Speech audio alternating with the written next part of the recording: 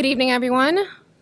Welcome to the Monday, December 9th meeting of the Ordinance Committee. We're going to start with the public hearings on two items, so I don't need the roll call just yet. But pursuant to the open meeting law, any person may make an audio or video recording of this public meeting or may transmit the meeting through any medium. Attendees are therefore advised that such recordings or transmissions are being made whether perceived or unperceived by those present and are deemed acknowledged and permissible. So we're going to start with a public hearing this evening on two items that are on the Ordinance Committee agenda. The first is for 2024-113, Ordinance Amending Municipal Code, Chapter 274, Sex Offenders. Now, I just want to say and recognize a conversation I had with Councilor Ash. Whenever we post anything to the public for things that we're meeting on, we can't meet on anything unless it's posted. And so we did have to post that we're having this public hearing. Some conversations happened since this was posted to this evening. So we do still need to keep the public hearing open for this item. But when we go into committee to discuss this, we're actually going to pull it because there are some iterations and corrections that we need to make before we move forward. So with that, again, because this is already scheduled for a public hearing, we're going to move forward with the public hearing for this particular item. Again, 2024-113, Ordinance Amending Municipal Code, Chapter 274, Sex Offender. So I'd like anybody to come up if they'd like to speak in favor. Again, anybody wishing to speak in favor, please come up to the podium.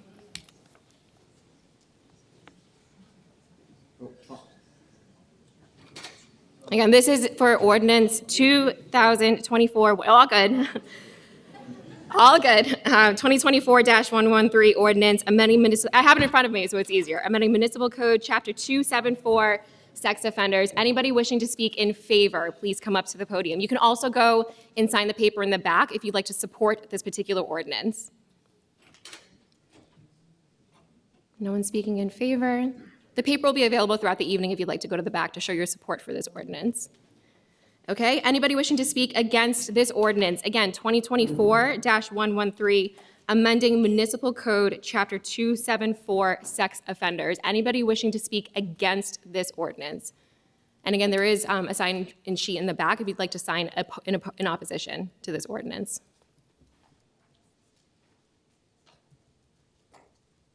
No? Okay, moving on. The next item here that we're having...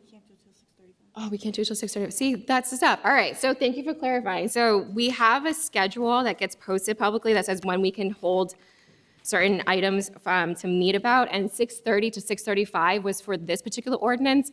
And legally, I have to stick to the time we advertise for the next public hearing, which is 6:35. So bear with me. I have to comply with open meeting law, and I cannot move on to the next public hearing until 6:35. So we'll open it back up at 6:35. Thank you.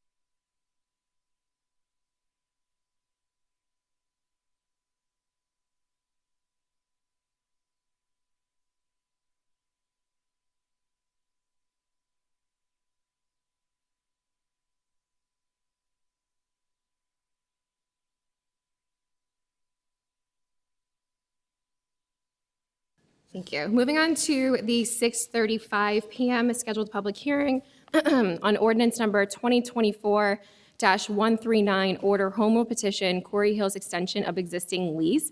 We're going to start with anybody who'd wish to speak in favor to come up to the podium. Anybody wishing to speak in favor? Again, for ordinance number 2024-139, order home rule petition, Corey Hills extension of existing lease. And if you don't want to speak in favor but want to sign in favor, there is a sign-in sheet in the back where you can note your support of this ordinance.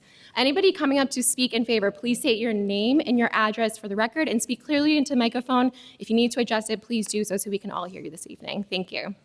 Thank you. Good evening, members of the public and committee. My name is Joe Salvucci. I live at 30 Rosemary Lane in Weymouth, and I have the privilege of serving as the boys golf coach at Quincy High School and the girls golf coach for the combined Quincy and North Quincy team. I'd like to take this opportunity to share some personal experiences that highlight the generosity and support Granite Links has provided in my time as coach to the young golfers of Quincy. Over my 7 years of coaching, Granite Links has consistently welcomed our teams with respect and generosity. They've made their facilities available for matches, practices, team development, ensuring that our players have a supportive environment to grow and compete. An example of a week at Granite Links for our players is an unlimited range session on Monday for both Quincy and North Quincy. On Tuesday, we have tee time starting at 3:20 and ending at 3:50, and the same goes for Wednesday. This support extends far beyond this basis. I'd like to give 2 examples from the past season. I have permission from Coach Robert Doyle of North Quincy to share this first story. At the end of their season, North Quincy High School faced a must-win to qualify for sectionals. Coach Doyle reached out to Granite Links asking for a last-minute practice round the day before, and Granite Links accommodated the request without hesitation. This level of support is something that many other high school coaches only dream of, as securing tee times and course availability is a constant challenge in our league. My second story is a personal one. Early in the season, I was speaking with Kevin Mason and his team in the pro shop about our team polos. We were discussing a different style I was thinking about for the following year. Lo and behold, Kevin and his team generously bought brand new FootJoy polos for both Quincy and North Quincy programs. This was a very tremendous gesture, and it left our players feeling proud and excited to represent their schools in style. Granite Links doesn't just support our teams.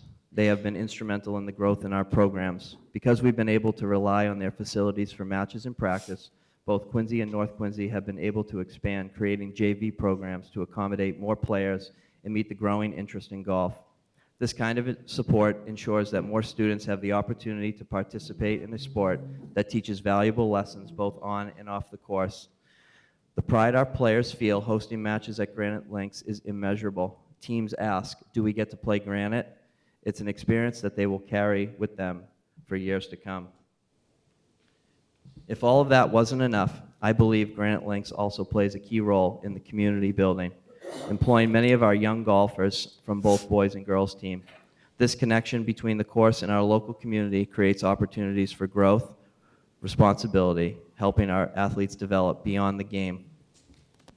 I thought it would be appropriate to read the section in the lease that states the mandates that Granite Links agreed to. In section 24.1, agreed upon local benefits, Article 3, it states free play on the golf course for all Quincy High School golf teams, not more than 10 matches, plus practice time acceptable to the operator per season per team, and the right to call Granite Links their home. With what I've stated today and the extra things, I believe that not only does Granite Links meet this criteria, but they far exceed it. So why am I here? I'm here to share these facts because I've heard claims that don't align with my experience, and I felt compelled to present the positive impact that Granite Links has had on the youth of our city. Their generosity has been invaluable. It's been invaluable to me as a coach and to every student, athlete, golfer that has come through our program. Thank you for allowing me to share my perspective this evening. At this time, we have short sentiments from our students representing each golf program. First, I'd like to introduce Ian Ronan of North Quincy. Thank you. Hi, and if you could just state your name and your address for the record, please. Hi, my name is Ian Ronan. I live at 78 Webster Street in Quincy, Massachusetts. Good evening, everyone. I just wanted to take a moment to express my heartfelt appreciation for the incredible people who make Granite Link such a special place. From the staff who keep everything running smoothly to those who make each and every visit feel welcoming and unforgettable. Everyone plays such a vital role in creating something truly wonderful.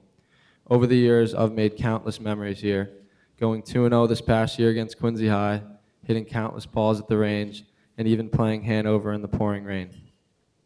Granite Links isn't just a course, it's a place where memories are made. I'm so grateful for everyone who makes it such an amazing place and for all their dedication, warmth, and the passion they've brought to their work. They've made this place more than just a destination, they've made it a second home for me. I'm grateful for every moment, and I'm looking forward to many more. Thank you.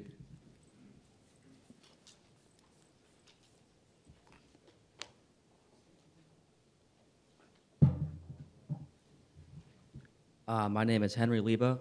I live on 144 Shore Ave. I'm a senior on the Quincy High golf team, and I just wanted to talk about all the things that Granite Links has done for me and my team. From new jerseys to free dinners and beautiful fall golf, Granite Links has always been very supportive of our team and has given us opportunities that many golfers have never had. I think I speak for the whole team when I say we are all very thankful for Granite Links and their contributions to our team. Thank you.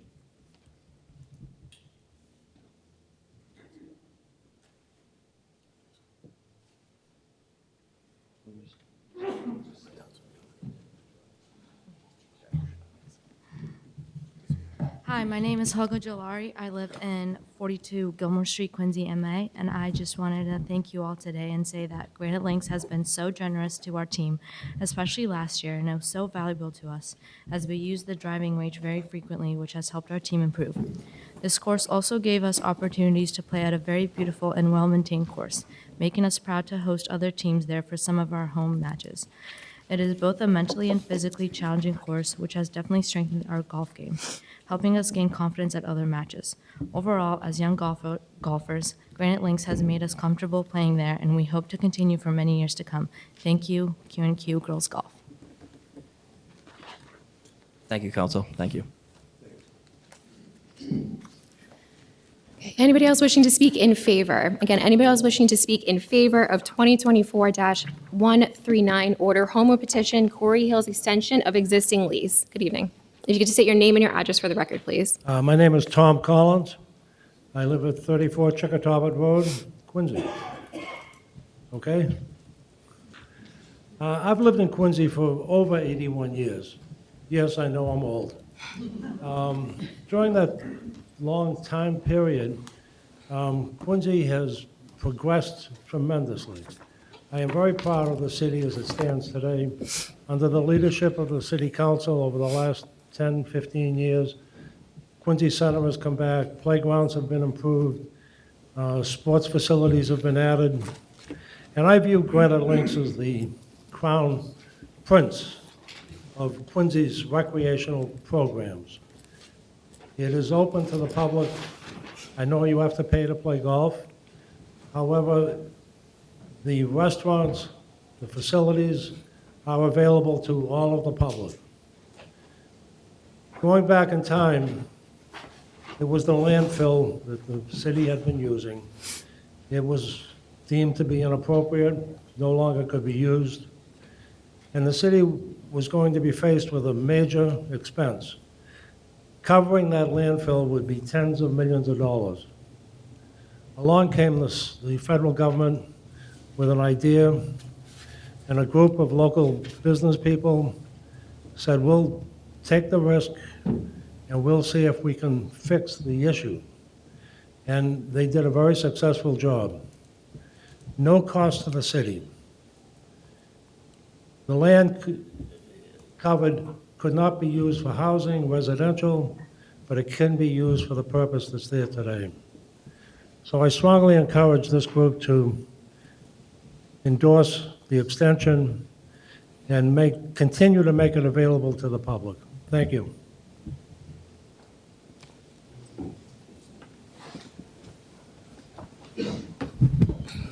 Hello, my name's Ron Afser. I'm 69 Myopia Road. I've lived in Quincy my whole life. I run 2 businesses in the city. I also sat on the original Quarry Hills Advisory Board over 20 years ago. So I'd followed this project since its inception extremely closely.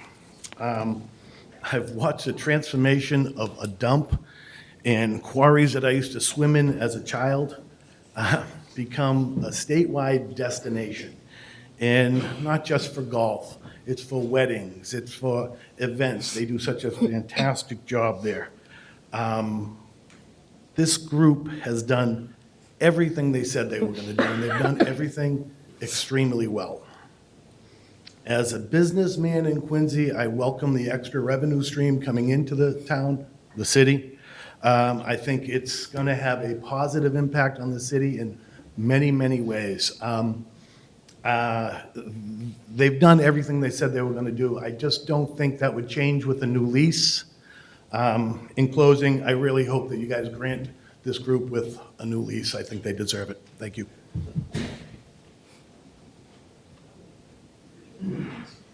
Good evening. My name is Brett Kelly, live at 189 Hollis Ave in Braintree. I'm also a local business owner here in Quincy. I own the Brick and Beam.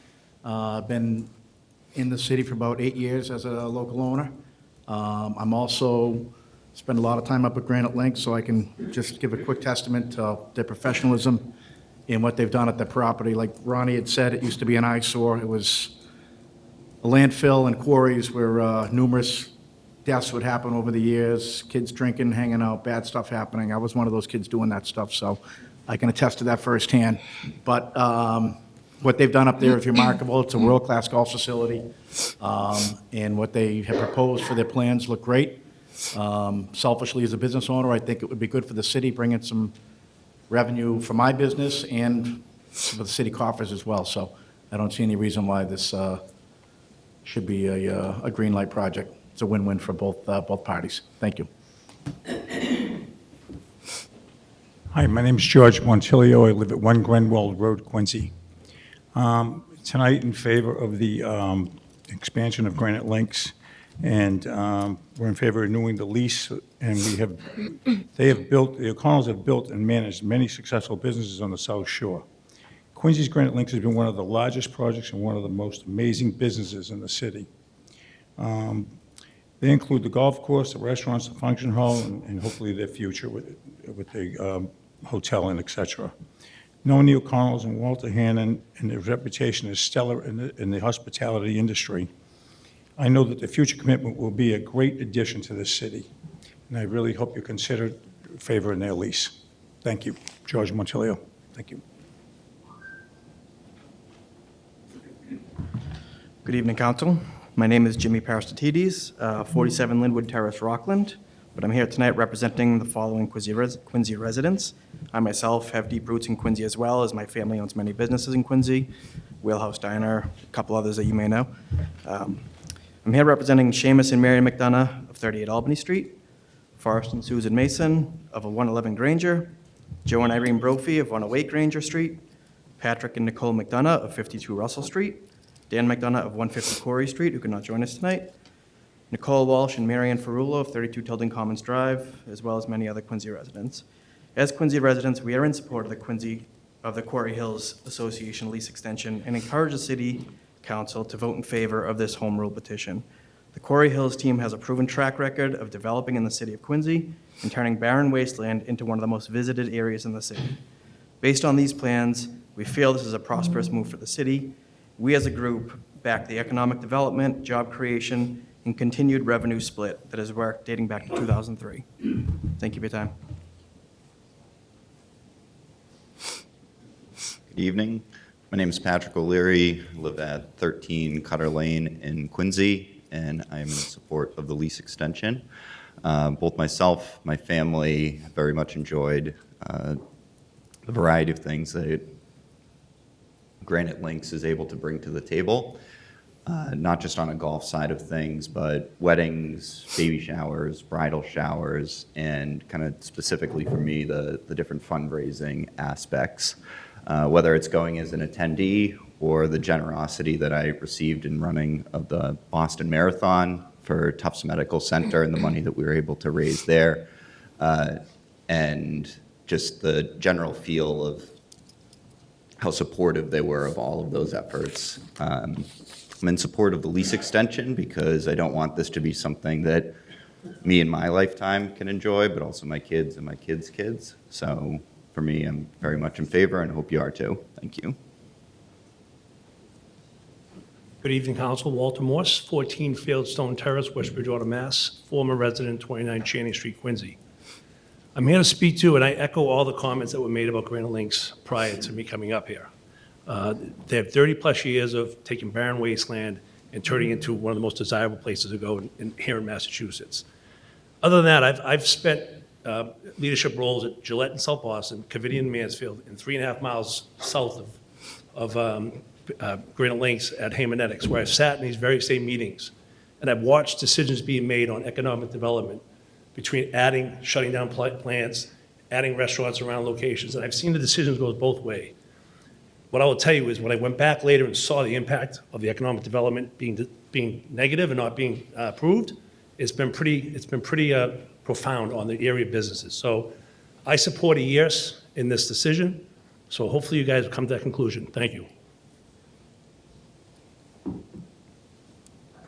Alex Scott, 50 Woodcliff Road. Myself and a few others in the room started a local nonprofit a few years ago where we've been able to donate $100,000 to struggling families during the holidays.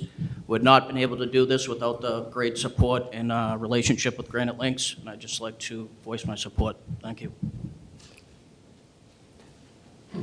Hi, I'm Charlie Flynn from East Street, Weymouth. I'm in support of this. I've been employed at Granite Links since the day it opened on June 20th, 2003. I remember looking up at the trailer and just looking at piles of dirt and wondering if 27 holes of golf were ever going to be a fruition. Little did I know, in 3 years, the outstanding clubhouse was built and the course was a reality. Everything Marina Bay Management promised would be done. Over the years, I've seen many improvements, such as the driving range, the crossing nines, and of course, the tavern at Granite Links.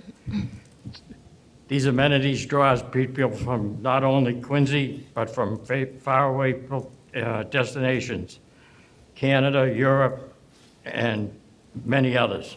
In closing, people have to realize Marina Bay Management has not only created many jobs, but helped Quincy as a place to visit. Thank you. Thank you, Mr. Flynn. Could you just say your address one more time for the record? I apologize, I didn't hear you. Could you just repeat your address for the record? I didn't hear you. 192 East Street, Weymouth. Thank you, Mr. Flynn.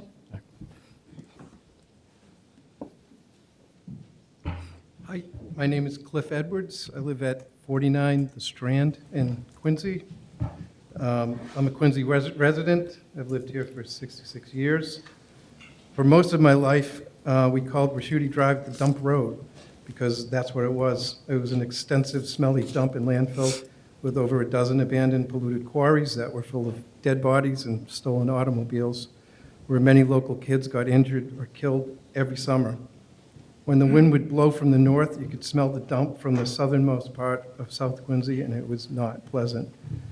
Fast forward to today, Quarry Hills Association has turned all of that awfulness into Granite Links. It's a John Stanford designed golf course that is listed by Golf Digest as one of the best 100 golf courses in the country. It also has the tavern, a 5-star restaurant that has the best sunset, city skyline, and ocean views available anywhere in town. My friends and family have enjoyed many years of sporting events on the soccer and baseball fields provided and maintained by this endeavor. Granite Links has become the crown jewel of Quincy, attracting people from all over the country and the world to enjoy its great golf, free driving range, and other amenities. I feel like a hotel makes sense for this location. I would rather that people who are attending weddings, functions, or playing golf all day have the option to stay on site and spend the night, not have to drive through Quincy to Crown Colony to find a place to sleep. I feel confident that the Quarry Hills Association will build the nicest hotel in town and that it is a great addition to what we have now. In conclusion, I feel like it is in our best interest to extend the lease for our local developer who lives in and really cares about the community and is willing to invest millions of dollars into making Quincy a better and more hospitable destination. I feel like we are very lucky and that this is a big win for Quincy. Thank you. John Carson, 277 Copeland Street. I'm here tonight to voice my support for Granite Link's lease extension. I was born and raised in West Quincy. This land was like a backyard to our family. My great-grandparents came to Quincy for the Granite. We've watched it transform a lot over the years. The transformation was definitely for the better.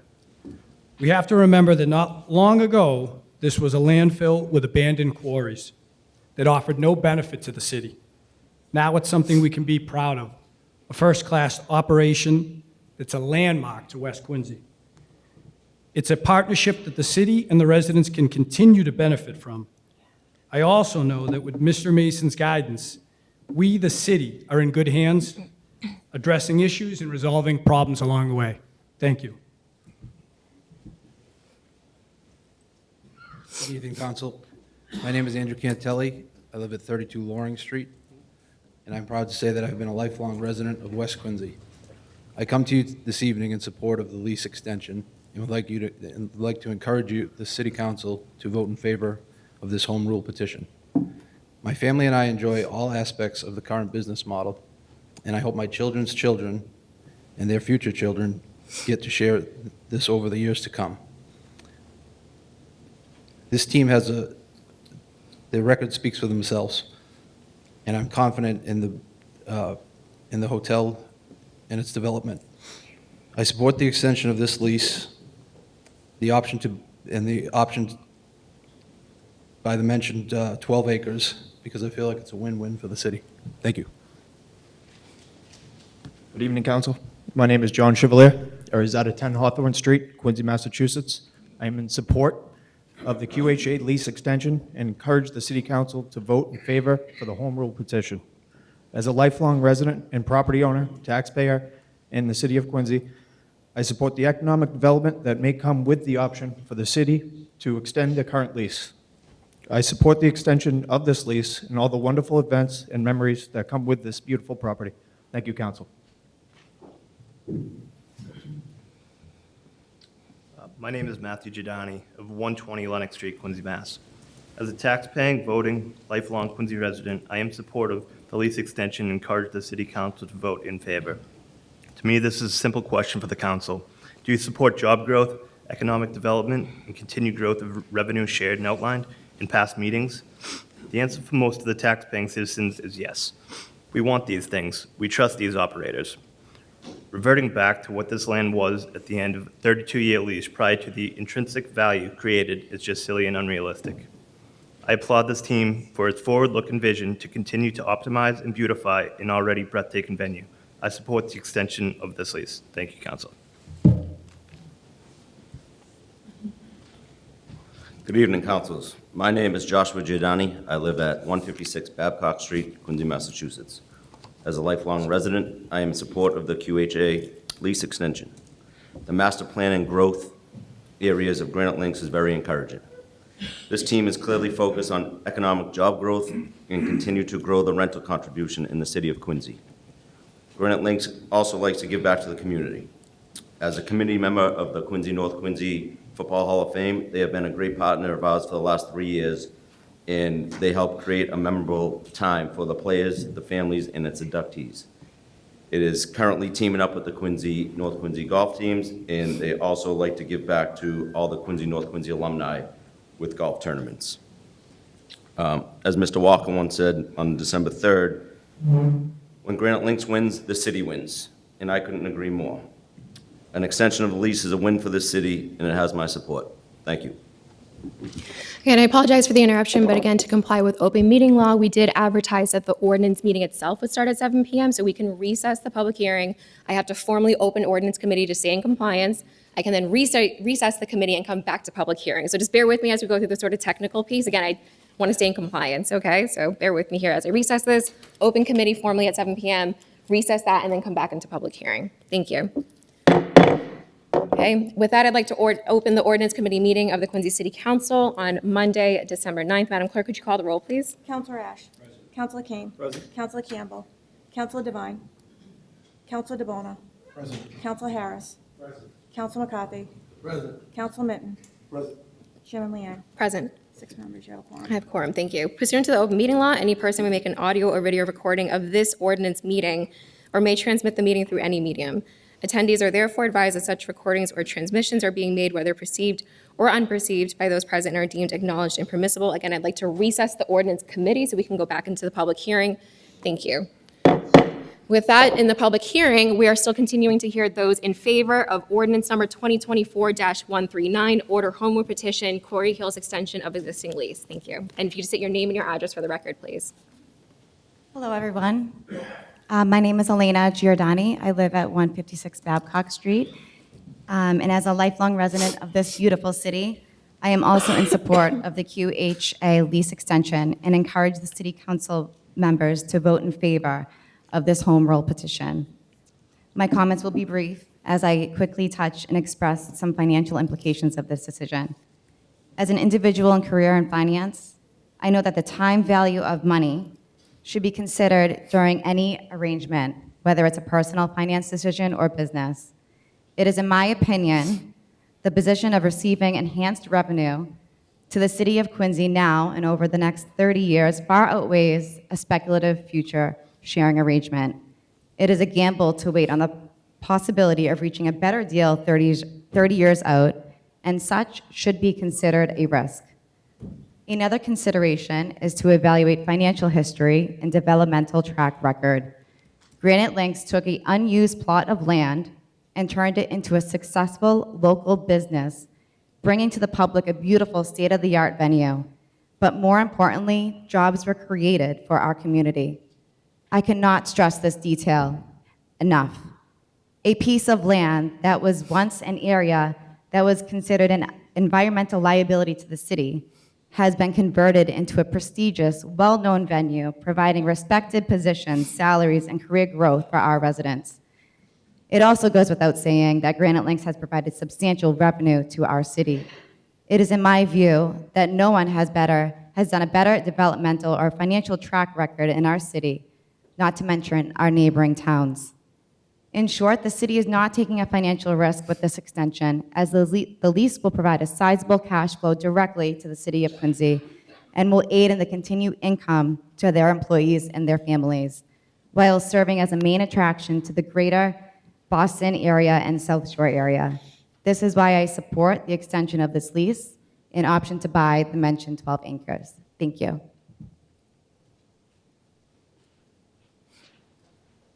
Good evening, Council. Kaylee Chady, 132 Rockland Street, Quincy. As a lifelong Quincy resident, I support the yes vote for the lease extension. Granite Links is such a unique property. It's a destination that anyone in the city or surrounding areas can come, not just for golfers, but for weddings, showers, celebrations. It's a near and dear spot to my heart, as two of my closest friends got married here, and those memories will last a lifetime. The potential development plan that was conveyed to the public will only enhance this experience and the beauty of this property. Thank you, Council. Ryan McDonald, 651 Walpole Street, Norwood, Massachusetts. My name is Ryan McDonald. For the past 25 years, I've been the golf pro at Brook Meadow Country Club, a country club that's been rejuvenated into one of the top public courses around. Essentially, I've spent my entire life in the golf industry. My comments will be brief. First, I want to remind everyone that as far as golf clubs go, Granite Links is in many ways the envy of other clubs, especially us. The consistent quality of golf play itself, the fact that they figured out how to successfully mingle the golf member experience with public play, and the widely recognized after-golf social experience is unique in the industry. I am old enough to remember this place as a dump, literally. Everyone in the audience and all the councils should remember that Peter O'Connell stuck his neck out with this project. He did what no one else could have imagined. Those guys took all the risk and created something special. All of you on the council shouldn't forget that they took what was an ongoing environmental liability in the city, again, literally a dump, and converted it into jobs for people and new revenue in the city. I can tell you that their growth in management on this property has been exceptional. The thing that really got me to come out and speak, though, which I'd like to make as my second point, is the financial importance of this decision. The people that are saying wait 30 years to see they can cut a better deal with the operator are crazy. You already have the best deal around. The developer takes all the risk, and when they do well, as they have, the city gets newfound revenue. It's obvious to anyone who understands the golf business what you should do here. Give these guys a lease extension, let them do what they want to do, and have the city sit back and reap all the revenue benefits. Anyone that knows math and finance will agree that getting more revenue now over the next 30-plus years will outweigh future speculation about the possibility of a better deal. It's math without bias and jealousy. Anyway, please do the only obvious thing that's right here. Go with the smart play that encourages economic development, job creation, and gets more revenue to the city. Grant the 50-year lease extension. Thank you. Hello, my name is Mike Falco. You can move that up. You don't have to. I mean, just if you want to, you know. I'm going to break things. My name is Mike Falco, 44 Orchard Drive in Pembroke, Massachusetts. I'm a graduate of Quincy High School. I founded an organization called Santa's Helpers, and we work very closely with the Quincy Public School systems, primarily focused around the homeless community in Quincy Public Schools and what is called unaccompanied adults who don't have supervision of another adult in their life. We provide assistance not just through the holidays, but we provide assistance year-round for those students. Super very passionate about it. Over the years, we've had the opportunity to foster a great relationship with the people at Granite Links to be able to use their resources to really help foster as much money as we can raise to provide assistance to those families as possible. I feel like their contribution to that has really gone unnoticed. There's not a lot said about that. I ask a lot of them, and I'm not shy about asking. The answer is never no. So they always tell us yes. And without them, we wouldn't be able to provide half the assistance that we provide for those families to kind of give them a glimmer of hope throughout the crisis that they're going through. We do events, we send them off to events, we provide them financial assistance. But again, without those guys allowing us to use the resources that they have, we wouldn't be able to provide half to that community that we do. So I support the lease extension, and for that reason, I ask you to also support the lease extension. Thank you.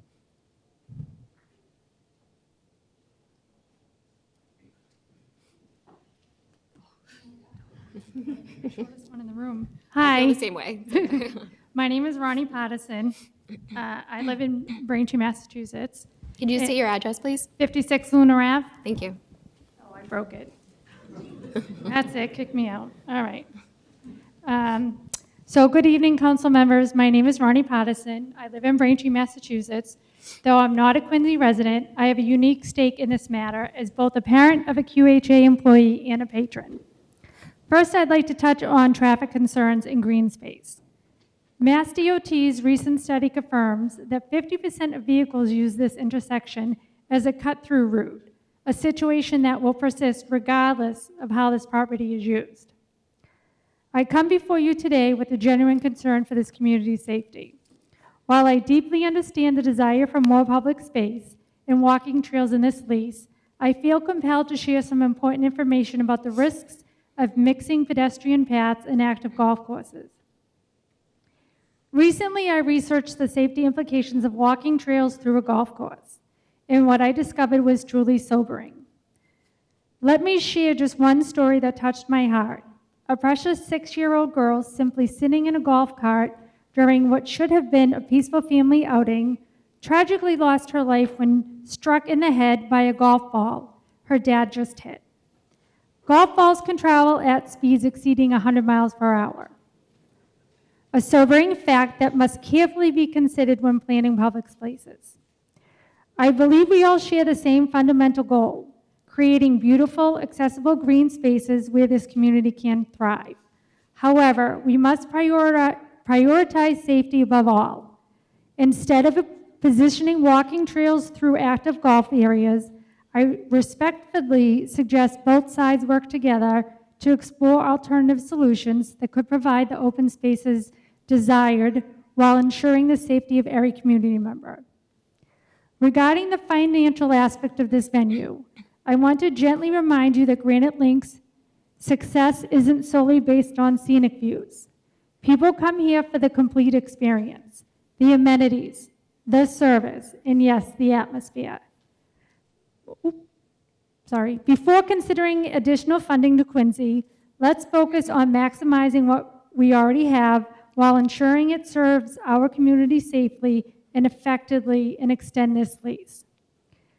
QHA is happy to find creative solutions that address everyone's needs while keeping safety at the storefront. Together, you can develop a plan that provides beautiful green space to all to enjoy without compromising anyone's well-being. The financial case for extending the lease is compelling. In 2022, QHA's operations yielded $3.8 million in profit and provided $825,000 to the city. Please remember this is shortly after COVID opened up to the world again. Notably higher than the $650,000 that would have been received in property taxes if QHA owned the land outright. Without a lease extension, the consequences are clear. QHA will seek property elsewhere, reducing investment in the current location and diminishing city profits. Putting the lease up for bid isn't a viable situation either. We're dealing with largely unbuildable land in an area already saturated by 82 golf courses in a 20-mile radius. Finding another tenant willing to pay premium for such a property is unrealistic and could financially strain the city. So I implore this board to be practical about this decision. While there's confusion and emotion surrounding QHA's responsibilities, this board must focus on the business aspects. This is a straightforward lease agreement that should be evaluated on its merits. The city's financial health depends on sound business decisions, not emotional responses. Thank you. You should be able to pop it back.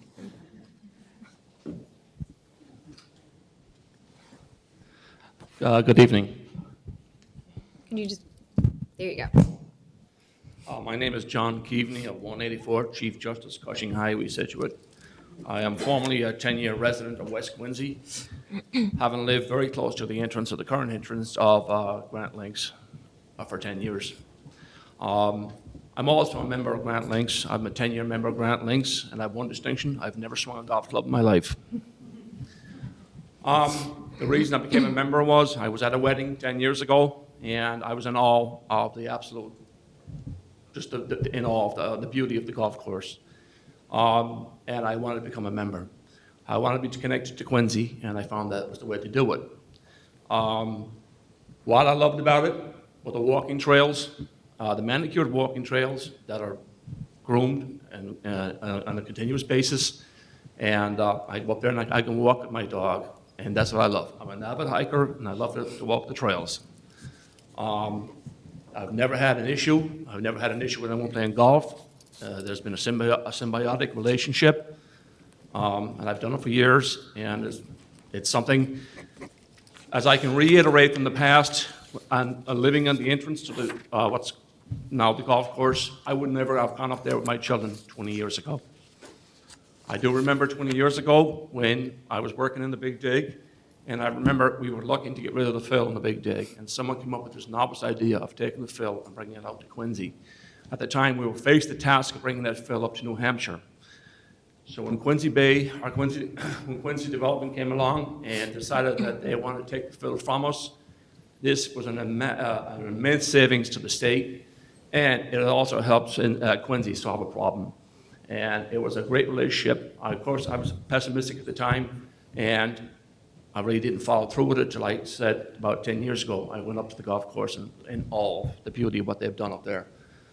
I believe in what they're doing now and what the future plans, and I know that since the pandemic, we've lost a lot of wedding venues in the area. We've lost Lombardo's, Lantana's, they're all going out of business. We have nowhere to have a good wedding in the South Shore, and if so, we have nowhere to stay after a wedding. I ask that this council give the green light for this hotel to move forward unconditionally and to allow that 50-year extension also. Thank you.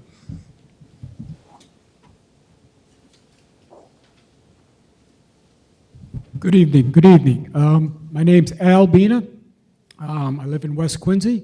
Could you I'm sorry. I spent 75 years in West Quincy, and now I live in Quincy Point. Could you state your address, your full address, 34 please? South Street. Thank you. Quincy Point.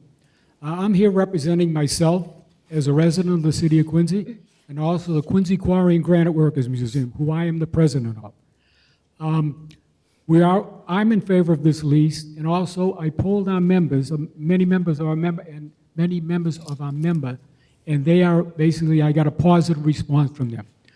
The one thing I want to mention here is, to the public that's out here, originally the Lions Churning Mill and the Quarry Museum were under the jurisdiction of Granite Links. Now, I asked the mayor on this new contract if you could take the Lions Churning Mill, which is a historic footprint in the city of Quincy. It's on the National Register, it's on the State Register of Historical Places. It's one of the only two granite industry representatives that's left in the city of Quincy, the Inclined Plane Railway and the Lions Churning Mill. The mayor has agreed to take that out of the lease and put it under the city of Quincy, which will guarantee that the museum and the Lions Churning Mill will always be in the city of Quincy. No matter who takes over the lease or who the lessees are, that portion of our history will be now under the city of Quincy. So basically, as a resident, I'm in favor of it, and also as a president of the Quincy Quarry and Granite Workers Museum, we are in favor of it. Thank you. Okay, anybody else wishing to speak in favor? And again, there is a sheet in the back outside of those doors if you'd like to sign in favor versus coming up and speaking. Okay, moving on. Anybody wishing to speak in opposition, please come up to the podium. And again, there are sheets in the back to sign in opposition as well. And when you come up to speak, if you could just say your name and your address for the record, please. Thank you. Good evening. My name is Mike Cotter, 5 Post Island Road in Quincy. And as a member of the Quarry Hills Citizens Advocates, I offer these opening comments in opposition to the Quarry Hills 50-year lease proposal and the City Council vote on the related home rule petition. On these matters, I appeal to all the members of the City Council to responsibly advocate for us, your constituents, and for the best interest of all the citizens of Quincy, now and for very far into the future.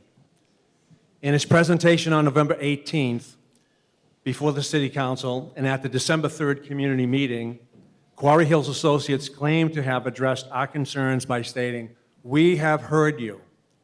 In fact, neither the developer, the mayor, nor the City Council have heard the full extent of our concerns and are only paying lip service to major ongoing recreational and public access problems. In addition, the proposed version of a required advisory committee would be a self-serving sham, not representative of the public concerns or benefits. After we discussed the many unresolved issues and unanswered questions regarding the proposed 50-year lease extension, with 32 years left on the current lease, and with pressure for a potential vote out of committee tonight and a final vote at the December 16th council meeting, one councilor candidly concluded, "This is a mess. What's the hurry?" We agree, and thus our proposal is this. Issues related to the lease are so complex and far-reaching that there should be a working committee composed of counselors and citizen advocates, counseled by a qualified, independent real estate firm meeting regularly over the course of a year to explore and resolve these issues fully. Nothing less is responsible or acceptable. My fellow members of Quarry Hill Citizens Advocates will continue to explain why. Thank you. Hi there, I'm Maggie McKee, 117 Rawson Road in Quincy. Sorry, okay. 117 Rawson Road in Quincy. First of all, I just want to say how great this is to have a public hearing and to hear from so many people. I love that. I have been thinking about this deal and thinking about values behind decisions and how the decisions we make are are directed by a set of values which set our priorities. And so a few of them that I'm thinking about that come into play in this one are loyalty. So I mentioned this at the community meeting last week. So yes, Quarry Hills Associates developed this course 30 years ago, and many people enjoy it, as we've just heard. The lease still has 32 years left on it. So if loyalty is prized above all, then sure, this company that's already been running this, this space should continue to do so. But is loyalty the most important value? And who is it most important to? Is it the city or is it the residents? And as I've looked into campaign contributions, there are some reasons that all of you and the mayor might feel more loyalty to Quarry Hills Associates and other people associated with the golf course. So in looking at the state campaign finance data, the mayor in the last, since January 22nd, just data looked at today, has made at least $12,500 from folks associated with the golf course. Individuals are allowed to make a $1,000 contribution per politician per year. So Councillor Harris is the next highest grossing at $7,500. Councillor DeBona, a little over $5,000 looks like. And Councillor McCarthy, Councillor Campbell, Councillor Liang, everyone has been given money.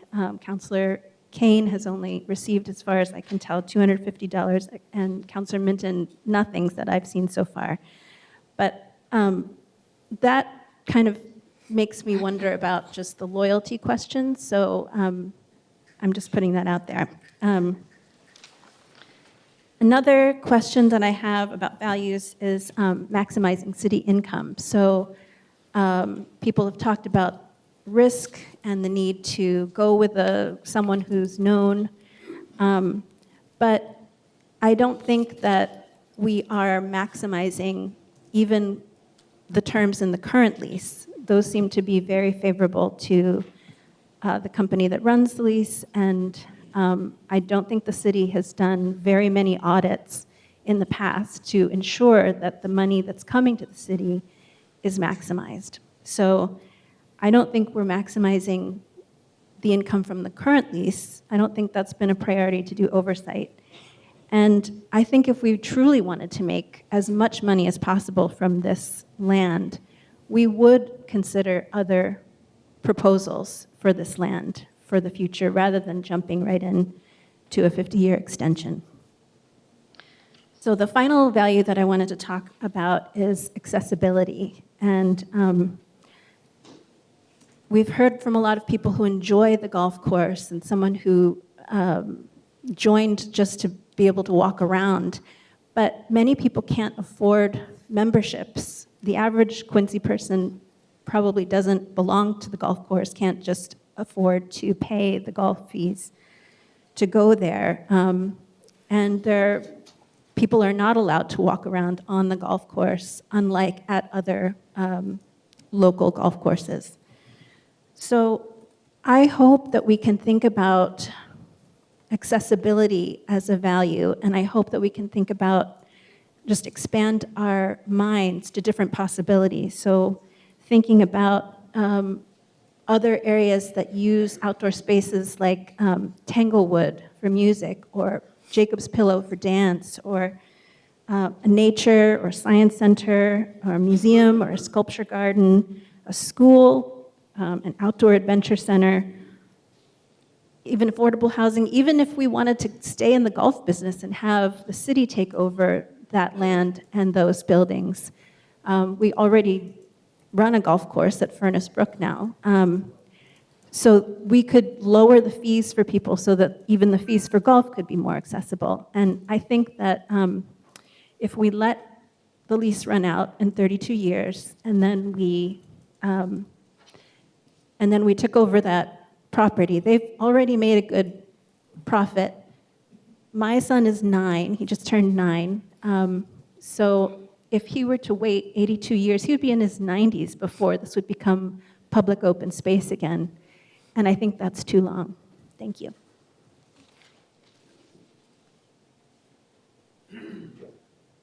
David Shiga, 117 Rawson Road. So one of the first things that comes to mind when there's a real estate deal to be made or considering renewal of a lease is the idea of taking a look around and understanding the landscape of similar kinds of deals and trying to get a sense of, is this a good deal?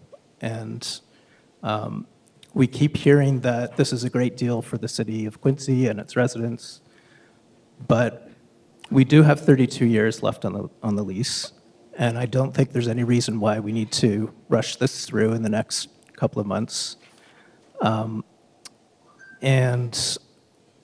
I would really like to see some kind of comparison put together of what do other cities do with large plots of green space like this, and what kind of businesses do they have that are making use of these plots of land? What kind of revenue do they get? What kind of terms do they have for these leases? Until we see something like that, I don't think anyone here can honestly say in an informed way that this is the best possible deal for Quincy. And we've heard about how there's a risk if we wait that we'll lose this potential deal. Well, we have 32 years left on the lease. I think we can afford to wait a few months, a year or two, until we have the information we need as residents, as a city council, to make informed decisions about, is this the best possible deal for the city of Quincy and its residents? Thank you. I have a handout for you guys. Who do I give that to? Unfortunately, because this is a public hearing, we can only take public comment. If we were to deliberate anything, it has to be made accessible to the public before we deliberate. Anything we discuss up here has to be readily and fully accessible to the public and advertised beforehand. So I would ask respectfully, again, just that I stay in compliance running my meeting, that you keep it to the public comment portion. After the fact, please do send it as an email, though, because our emails are public, and again, then the public will have access to those same documents. Thank you very much. No, thank you. And if you could just speak into the microphone, I think some folks maybe can't hear, so you can just adjust it too if that's easier. There you go. Thank you. Thank you very much. I will make that available. Thank you. My name is Heather Doney, and I live at 912 Southern Artery. I was thinking more about this lease, the remaining questions I and other citizens have, and how to bridge some pretty big divides. I realize we all have something in common here. We all share a goal, and that's not to be embarrassed. We don't want ourselves or Quincy to be embarrassed in any sense of the word. That includes financially, administratively, ecologically, civically, and that's as city councilors and as citizens. Every member of the city, every person here has a shared interest in that. So let's start there.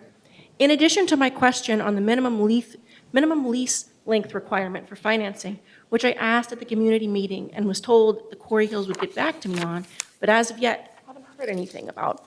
I had another pressing question. This one thankfully answered by some fellow citizen advocates and researchers that I'm here with tonight. That question is, what do other cities who have special relationships with golf courses have their leases looking like?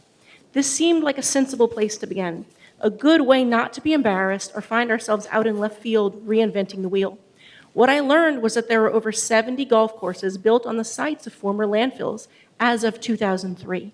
Some are pretty cool as far as golf courses go. There's one in New Jersey with a view of the Statue of Liberty, and another here in Massachusetts on the Cape. That one was the first one like it in our state. But a golf course on a former dump is not an original or new idea. The one here sitting before us isn't the only one like it. This also means that with more time and a little research, those others could be looked into. But two examples in a quick overview stood out. They probably would look great if you guys had the time, if I had the time, in an executive summary, something you can compare and contrast as you do your work.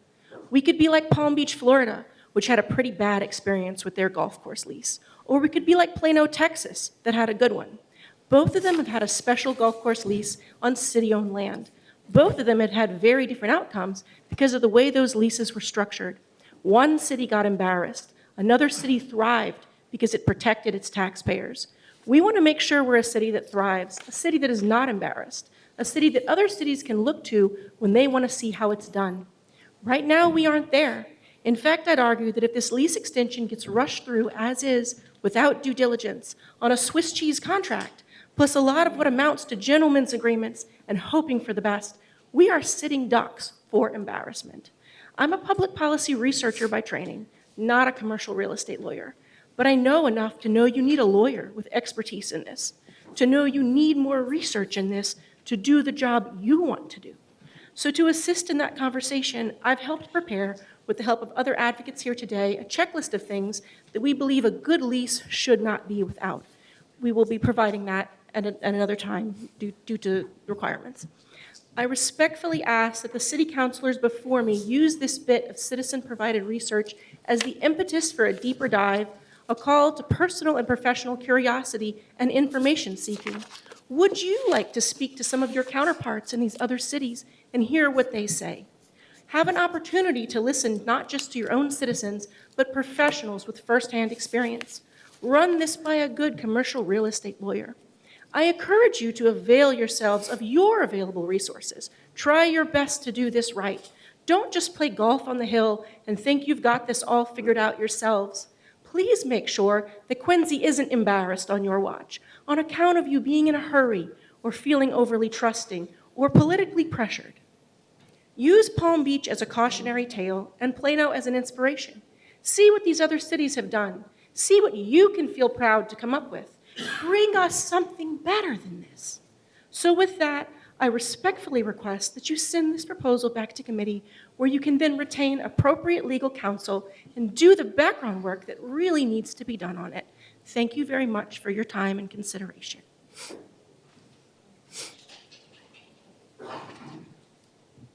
Thank you, Heather. That was excellent. My name is Maria Mulligan, 21 Winthrop Avenue. I am the chair of a group that's called Quarry Hill Citizen Advocates.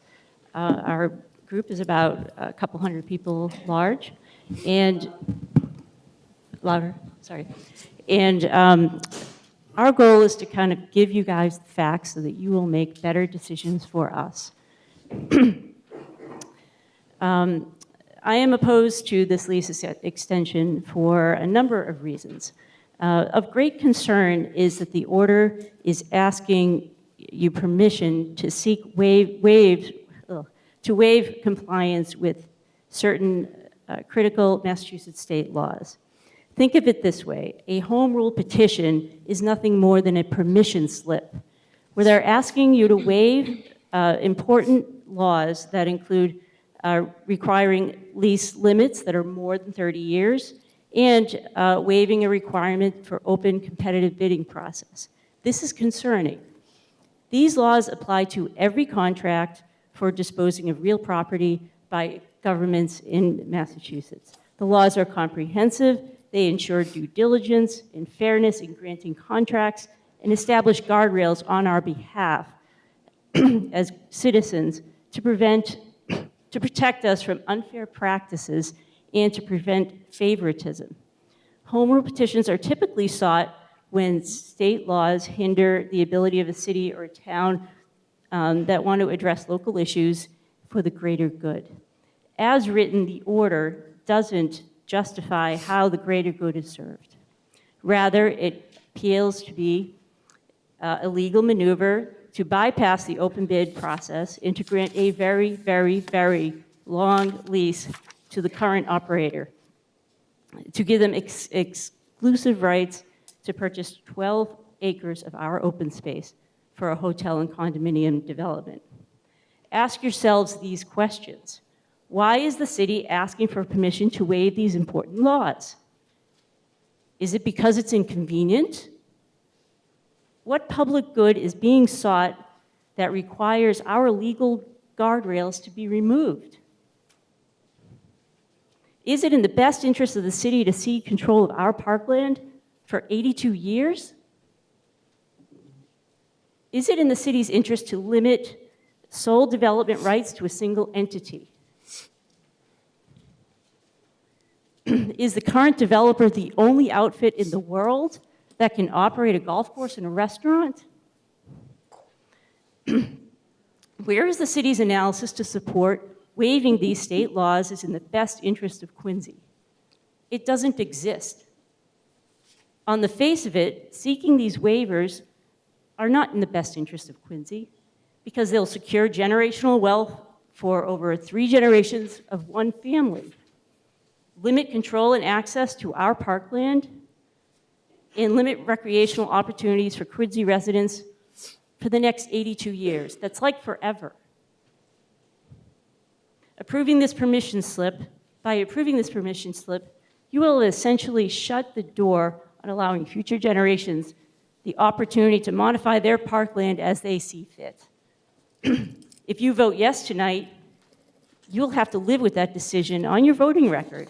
Are you willing to live with that? What should we be doing? At this juncture, we should be seeking a different approach. Why aren't we exploring a variety of options to discover creative possibilities to address the riddle of how we can enhance recreational opportunities, including golf? We're not against golf, everybody. And revenue sharing strategies for our parkland. Why aren't we studying that? Why not consider open bidding to see what other developers and operators can bring to the table? Lots of people have great ideas. Why aren't we exploring it? Why not explore options to work within the remaining 32 years of the lease instead of seeking a waiver? If we don't explore these possibilities, we will never know what's best for Quincy. Quincy, the city's approach is backwards. Envisioning uses for our magnificent parkland needs to start with a visionary master plan for the entirety of Quarry Hills. It shouldn't start with a lease, for God's sakes. Now, me and my friends have been called naysayers by this body, as much as I believe it's in term of endearment. I think a better description is that we're dreamers. Don't you see that? Unless we dream with open minds, we will never realize the magnificent park that Quarry Hills could be one day, because this is too limiting. Please vote no. Start a new path with us, your constituents. Thank you very much.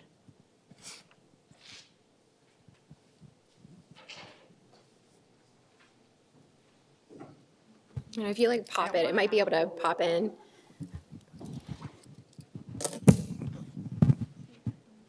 All right.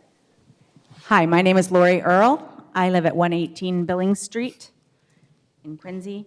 Our family moved to Quincy in 2007 because my daughter had cancer. She was 13. She needed to be close to Boston Children's Hospital and later to Dana-Farber before she passed away when she was 16. I am an educator and work in an elementary school, and I also started a nonprofit that provides support, financial support for children with cancer. Some of you have come to some of our events.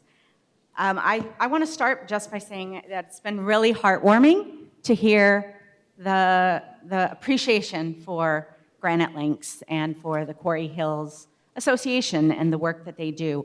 And we all, even as opposed to this decision tonight, I think I speak for many others when we say we value what has happened. And we, of course, anyone would prefer a beautiful state-of-the-art golf course over a dump that is costing the city a lot of money to take care of for Phil.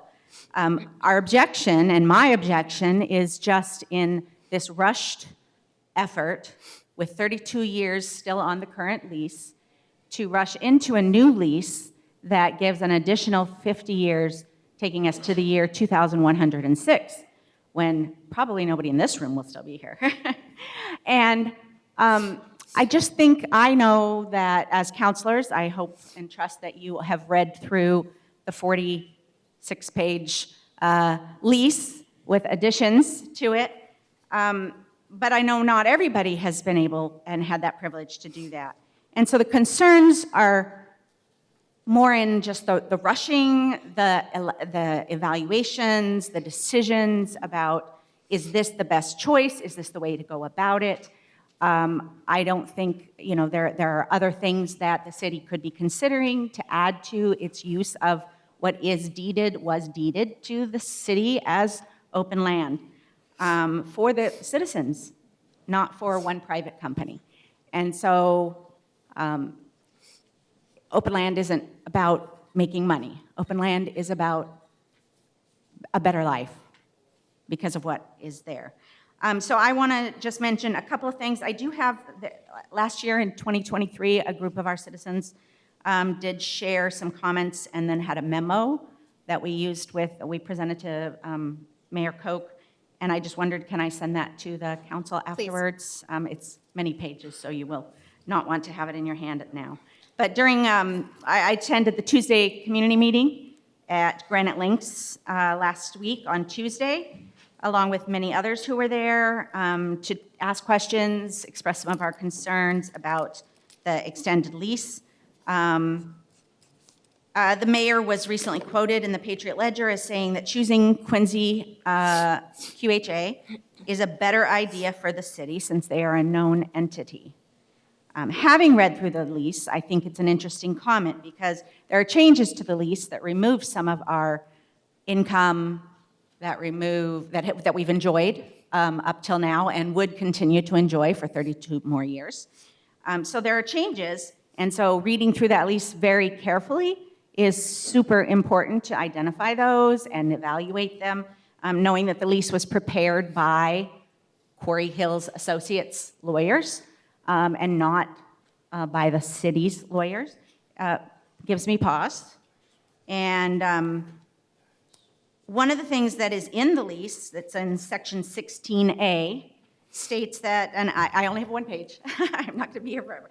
The lessee's interest, the lessee being Quarry Hills Associates, lessee's interest in this lease may be mortgaged, encumbered, assigned, or otherwise transferred or made the subject of any license or other privilege by lessee or by operation of law or otherwise, and that the leased premises can be sublet as a whole or in part with only one requirement, a prior written consent from the lessor, which in this case is the sitting mayor of the city. And that the mayor in that position cannot unreasonably withhold permission from a request. So I don't know if you're aware of, golfing has been a very big industry. There are all kinds of golf clubs around the country. Many of them are now conglomerates. Some of them are owned by foreign entities. That means that there is nothing in this lease that protects the city of Quincy from QHA entering into an agreement with another entity, even a foreign entity, to manage the golf course. So we're not guaranteed that by taking the known commodity, the known current lessee, that we will continue to have them in management of Quarry Hills. Sometimes people seek a very long lease, a very long management of the land in order to have a good deal to present to a bigger organization and company. So wouldn't we look, so I don't know the intent. We can't know the intent because it's not stated. So anyway, that's just one example of something in the lease that brings me concern. And I hope that as you continue reading through that lease, you will take time to say, are we sure that we have all the safeguards in here that we need to protect our land? So the subletting the property as a whole is the one concern. The other problem is that the QHA has the ability with this new lease to mortgage its interest in the property. It is stated in the lease there. What if they were to default? There is no clause in the lease that allows that lease to become null and void. It doesn't revert back to the city. What could happen to it? Could it be lost? The global golf club market right now is over $8 billion. So QHA might be a known entity, but there isn't a safeguard in this proposed lease to guarantee that they stay the lessee. So there are other things like this that just say to me, vote no on extending the lease for now. We still have 32 years. We can make that decision next year. Let's go through the lease better. Let's add in our own legal counsel that represents the city and protect an amazing 250 acres that belongs to every person sitting here that's in the city of Quincy. Thank you. Hi, can you hear me? Can you just, if you grab it from here, just move it up, it should, right there. Is this okay? That's perfect, yeah. Okay, I won't be loud enough. My name is Casey. I live at 329 Southern Artery. Thank you for hearing from the Quincy residents about the Quarry Hills Associates currently leased land. This beautiful land is important to consider for benefiting all the tax-paying residents of Quincy, not just the developers. Please do not approve extending the lease. I'd like to hear what each counselor's choice is based on how they will know it will help the community and not just the developers. A counselor's role is to be a governing body for a specific geographic area.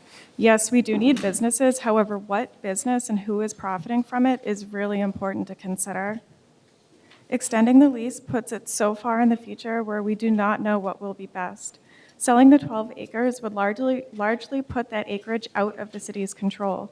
It is so tough for us to see all the details. However, I feel your heart knows what is a better choice now for the tax-paying residents of Quincy. Please do not approve this extended lease nor the sale of the 12 acres of this public land. Thank you. Yep, if you grab it from here, it's a little bit easier. Right here? Yeah, whatever works for you. Okay, great. Hi, I'm Maureen Mesrimus. I live at 49 Bayberry Road in Quincy.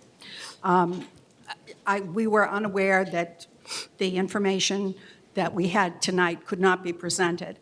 In the past, my husband and I have sent letters to the council explaining our reasons why we do not think that this is in the best interests of the city. I'm presuming that they are part of the public record?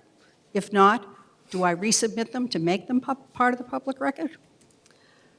You can, I would always submit everything just to make sure. So Even that's though what I I've would sent say. them twice before. We sent letters on November 11th and November 28th. Yeah, so anything that has already been sent, because if it's sent to the government email addresses, it automatically goes into public record, but because I don't have it in front of me, I would just ask that, again, just speaking off the cuff from you asking me this question right now, I'd say always better safe than sorry. Okay. Yeah. And I'll send a few other things tonight. Sure. Anyway, basically, the testimony this evening supplements our letters of November 11th and November 26th. And most people on both sides of this issue can agree that the lessee group did a great job in converting a dump into a stunning golf course and clubhouse. In return, they have handsomely been compensated with substantial incentives before and during the term of the existing lease. In my presentation here, I had attached supporting documents, but obviously we can't do that now. But suffice to say that during the initial term of the lease, there was $110 million in tipping fees, which were used to grade and contour the golf course. The developer got the dirt for nothing and was paid an additional $110 million to take it off the state's hands. And so we think that should be taken into consideration. It's been argued that they spent about $160 million to actually create the golf course, but it would have cost them $160 million, not just the $50 million difference between the tipping fees. They didn't have to buy the land, they didn't have to buy the dirt, and they got paid to do it. And anyway, so they now seek an extension to help enhance their profit margin. The lessee failed to fulfill many of its obligations under the current lease. Their compliance shortcomings range from failure to provide the recreational complex to failure to maintain the ball fields, parking, lighting, trails, restrooms, and advisory committee. We fail to grasp how you could, in good conscience, consider rewarding a tenant in default with an extension of 50 years on better terms with a lease prepared by their attorneys. The wording of the proposed act is very disturbing. It seeks to eliminate compliance with Chapters 30B and 40, disposition of real property, and zoning. It also includes an option to sell 12-plus acres to the lessee for a hotel. This property is zoned open space. Under recent state legislation, all loss of open space needs to be replicated elsewhere in the city. How can that happen? If there were 12 acres that were just lying around, why not put the hotel there instead of removing this from the open space issue? Okay, and what's the rush? Some attorneys and accountants have opined that this lease is not in the best interests of the city. Most feel our city officials should be better stewards of our resources by hiring outside counsel whose fiduciary duty and loyalty would be to protect the city. This is no reflection on the city solicitor, who does a fabulous job, but he has a lot of balls up in the air, and we can't expect him to look into such a complicated issue without some outside help. He's not Superman, sorry. To extend this lease because if they make more money, we make more money, is simply flawed reasoning. Also flawed is the argument they need this extension for financing. Not so. Correspondence from bankers indicates that a 30-year lease would suffice to confirm that Quarry Hills Granite Links is in control. And, as has been mentioned numerous times, there's still 32 years left to the current lease. Bottom line, this agreement will bind the city for another 3 generations. Like marriage, it should not be entered into unadvisedly or lightly, but deliberately and in accordance with the purposes for which it was instituted. Please do some soul searching to see whether this extension is really in the best interests of the city's bottom line. Please keep this in committee until you can verify this.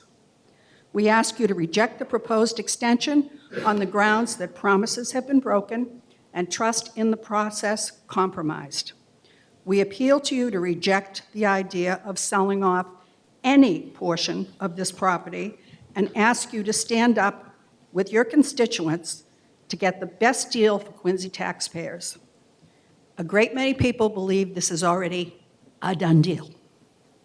Please prove them wrong by putting on the brakes until the matter can be fully vetted. Thank you. Good evening. Can you hear me okay? Do you mind pulling it down just a smidge?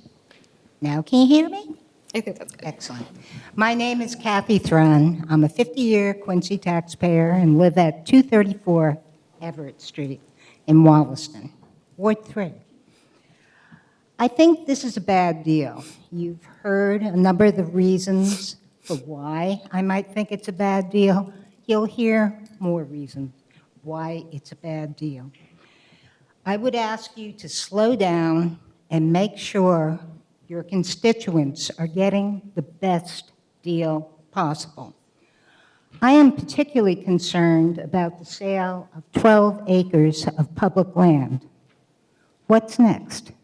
We're talking about taking over DCR property, like Wollaston Beach and Squantum Point Park. Will we put that up for sale next? I hope not.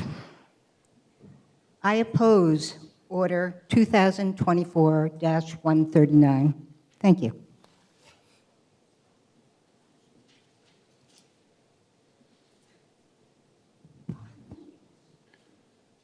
My name is Tom Palmer. I live in Milton at 79 Blue Hill Terrace Street. I know this area very well. Back when the Quarry Hills project was being permitted, I was officer of the Friends of the Blue Hills, former president of the Friends of the Blue Hills. I helped with the negotiations. I'm directed at seeing how this project could be a success and yet not block access to the adjacent Blue Hills Reservation. I heard somebody say tonight that these developers do everything they say that they're going to do. That wasn't my experience with the Friends of the Blue Hills. I want to read you something. This is language that the state wrote, the requirements for this project, when it was still the recreational complex, no, not Granite Links. Compatibility with the Blue Hills Reservation and other parklands. The recreation complex has been designed to be consistent with and to take advantage of the resources and features of the adjacent Blue Hills Reservation and other nearby parklands and open space. The following mitigation measures are designed to maintain compatibility with the Blue Hills Reservation and other parklands. The proponent, that's Quarry Hills Associate, shall provide 2 additional footpath access points to the Blue Hills Reservation. 1 access point shall connect with a Quincy landfill and 1 with a Milton landfill. These footpaths shall provide, there it is again, shall provide improved access to on-site historic sites and a connection between the Blue Hills Reservation, Cunningham Park, Lyman Park in Milton, and Metropolitan District Commission Quarry Park in Quincy. You remember when it was called that. So, those are very specific requirements. It names 4 open spaces that surround this space. It says they must all be connected by trails. Here's another requirement. The proponent shall route the footpaths along natural areas overseeing wetland habitat, historic structures, quarries, and scenic views of the Boston skyline, Boston Harbor, and the Blue Hills Reservation. The proponent shall route. If you went to the last meeting a few nights ago, you learned that they did not route any paths. There are no paths on any of the hundreds of acres of public land they are leasing. What they did was they put signs on paths that were on other people's lands, namely MDC, the Archstone Apartments. So when this requirement said they shall provide 2 additional footpath access points to the Blue Hills Reservation, they did not, simply did not do it. I was there 2004 when the project was nearing completion, and I was there asking, where are these paths? What was the answer? We're not doing it. Are you insane? We're not doing that. You can't walk on a golf course. That was a surprise to me. And so I wrote down on this paper the lesson I learned from Quarry Hills at that time. And that lesson was, getting it in writing is not the same thing as getting it. Now, people who know this area know that the golf course spreads out a long way between the Blue Hills Reservation and dense neighborhoods in East Milton and West Quincy. And if you've lived in this area a long time, you know that before there was a Quarry Hills, you could walk through. You could walk to the reservation from streets like Grove Street, Forest Street, Lyman Road, Quarry Lane, all these dense neighborhoods on the north side of the golf course. Those residents had the ability to walk through this area, public land, to the Blue Hills. Now that is all gone.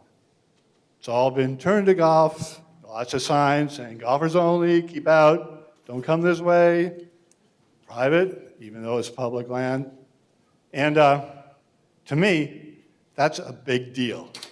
It's a big deal when you live next to a big public park and you can't walk to it.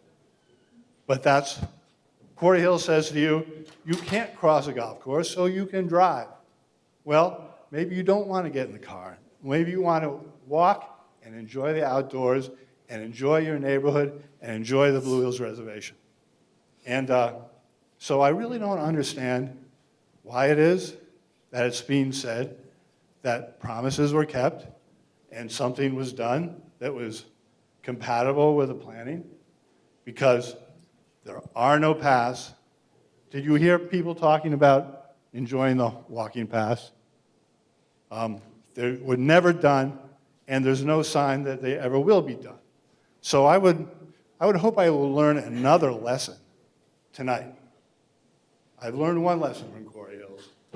I'd like to, I know that this is a fact from my own experience, that you can't do anything by yourself.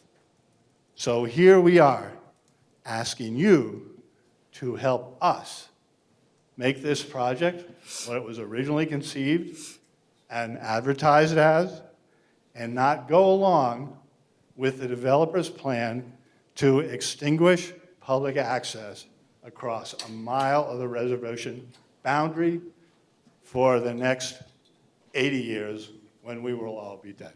Thank you.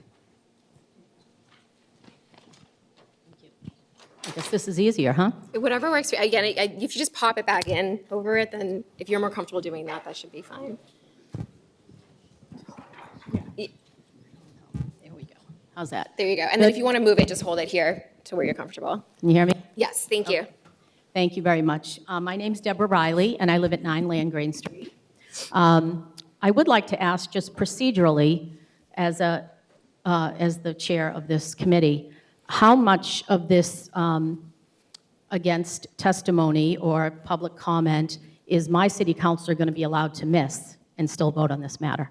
I'm sorry, this is just for public comment to testify if you're in opposition to something. Okay, but my city Everyone that's- councilor has been absent for the We majority can of... have a conversation about that after the fact. If you're here to target one specific person, I think I've made it clear to everyone in my entire tenure on the city council that I operate from a place of respect, regardless of where we are on issues. It's very And respectful, but- Excuse me, regardless of where we are on things, regardless of where we are on issues, I will never tolerate any personal attacks, okay? It's not a And personal we've attack. had conversations It's about not a that. personal attack. So this is in opposition of, and again, Thank you for that joining goes us. both ways. I ask that of my colleagues. They know from when I run meetings, I ask my colleagues the same thing. I'm and just I- curious that if people are not listening to the opposing testimony, You've how interrupted can me they make now an informed... twice when I've tried to just ask respect from everyone who sits in this I chamber. was not disrespectful. So I'm going to ask you to continue your public comment. Yes, about I will. this Thank item. you. Thank you. In an effort to be respectful of your time and not duplicate some of the concerns already brought forward here tonight, I want to plead with my counselors to pump the brakes on the time pressure to move this monumental order through with haste. There is no loss to the city of Quincy for taking more time to ensure that the interests of the citizens of Quincy are protected, and more importantly, the benefits are maximized. Why settle for what is being offered and not asking for anything new in return? That's not negotiating.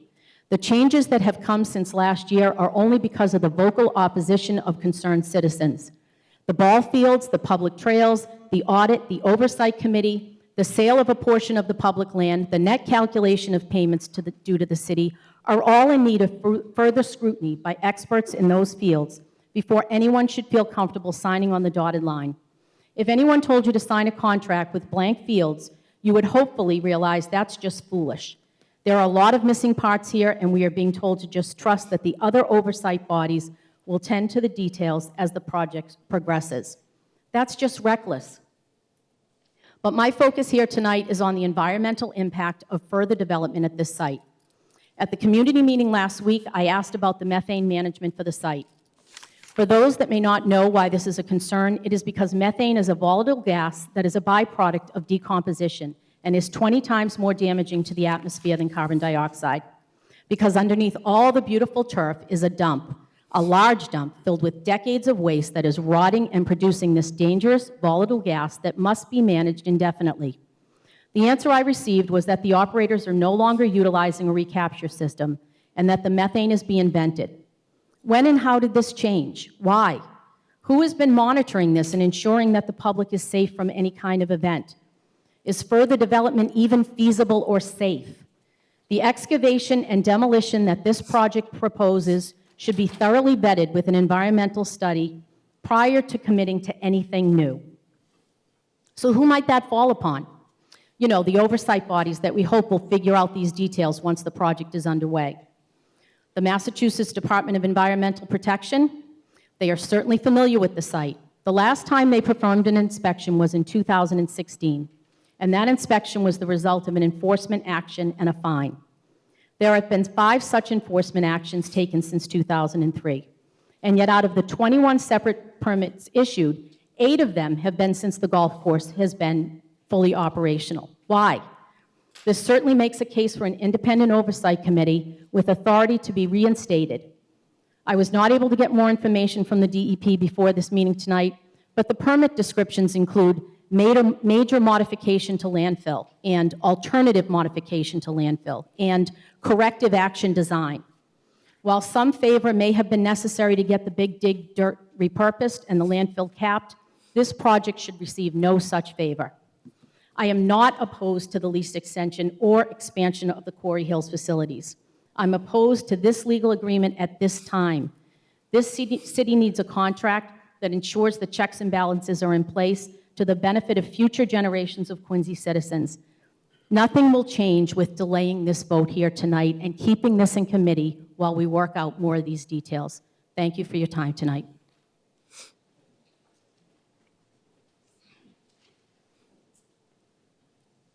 Good evening.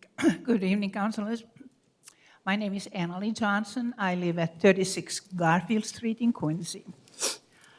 I can only say that, council, you are receiving extremely valuable information here this evening, not from naysayers, but from people who are really experts. And the first red flag is this, that Leslie, do I pronounce it correctly, is drafting his own lease agreement. That should be a red flag immediately in your mind. So I have a few notes here that I wrote up, so otherwise I forget. First things first, one of the councilors says, I would like to ask you to ask yourself, whom am I obligated first and foremost to look out for the benefit of the city and its taxpayers? Or is this case, in this case, the potential consequences of the lease extension applicant, the Quarry Hills Association? Second, the city now, are we now obligated to extend the lease despite it remains in power for 31 more years, or is it 32 years? I'm not good at math. So if we are obligated, then you need to be explained and be transparent the reason behind this extension and its benefits to the city taxpayers, who is the leaser, or more than 350 acres of open space or parkland.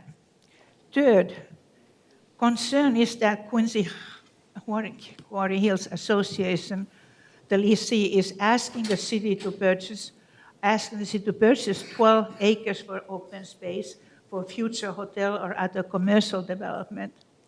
The taxpayers understand that no commercial lender is financing projects for leased land, and therefore Quarry Hills Association is now proposing to buy the land for their future development financing, such as a hotel. Last week, Mr. Walker, Chief Staff of Mayor Koch, stated the benefits of a hotel are the revenue the city receives from the hotel and meals tax is millions and millions of dollars. These millions city uses for parks improvements. Quincy has 4 hotels now and 3 more about almost next door in Braintree. This question is it worth to sacrifice another piece of open space for a hotel? When these millions and millions are now coming to the city from the Quarry Hills and hotel and meals tax, it seems that these millions meet the present and future needs for parks improvements without adding another hotel in Quincy and use up open space. And second most concern is that the Quarry Hills is requesting to purchase 12 acres to open space to build a hotel. When hotels are now built in one city park, they don't take 12 acres to a hotel. For example, Quincy Center, North Quincy, and Wollaston have all these hotels. They sit on one city park. If Quarry Hills is so determined to build a hotel, why not have the engineers and architects plan a hotel on top of the grand ballroom, the restaurant, or the pro shop, instead of using open space? In today's world, land is becoming limited for development. It makes no sense to swallow up another 12 acres of open space for one hotel. The restaurant tavern could continue on the top of the hotel, having much greater view of Boston and Harbor Islands than if the hotel was on 12 acres of land. So councilors and administrators, you have to be careful as you are now playing a very important part of planning the city's future for generations to come. Now is your time to act wisely on behalf of the Quincy citizens. And I want to add that coming from Finland, land use and planning is highly advanced. I recommend that you take a flight to Helsinki and explore wise planning. Land and forests are part of the land use, planning, and architecture. I thank you very much for including this information for your edification. Thank you.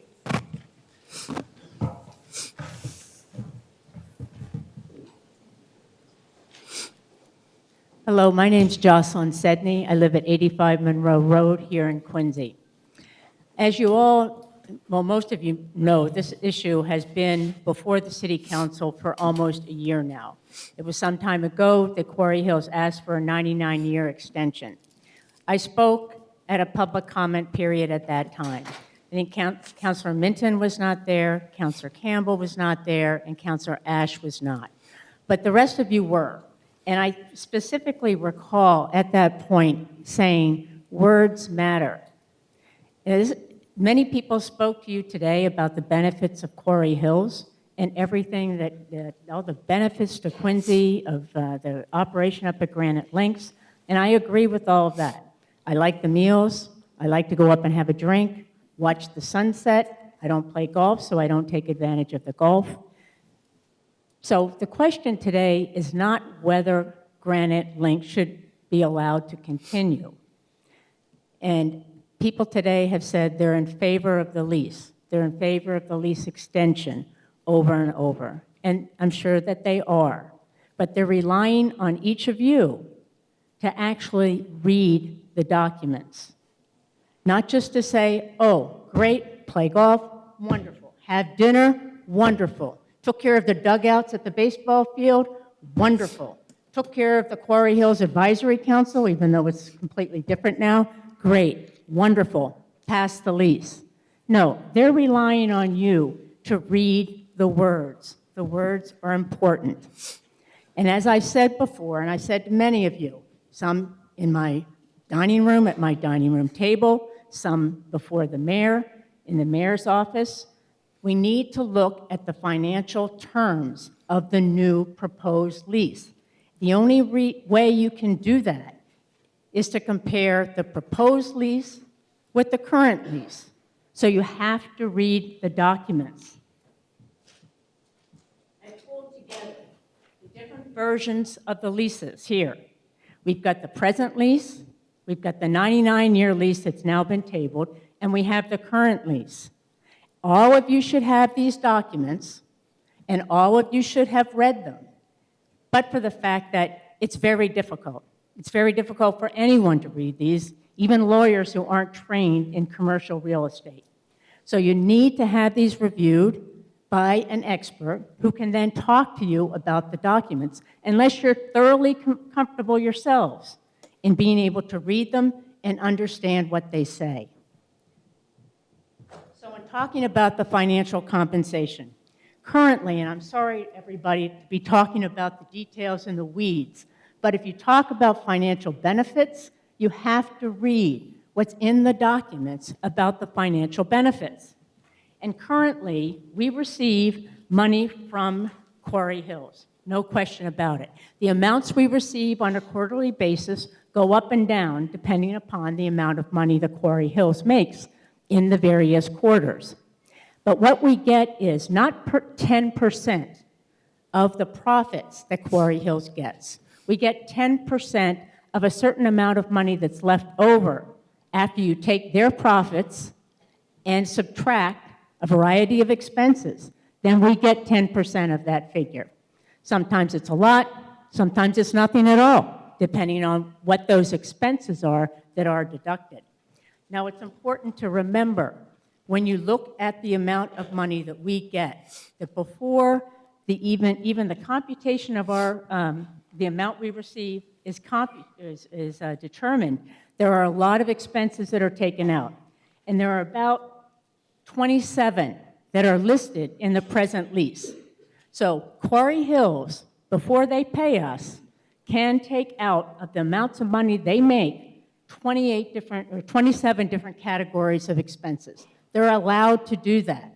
This was negotiated by the City of Quincy in 2002. It skewed in favor of Quarry Hills, but because we needed a developer who would come in, create something out of the dump, and we wanted them to be successful.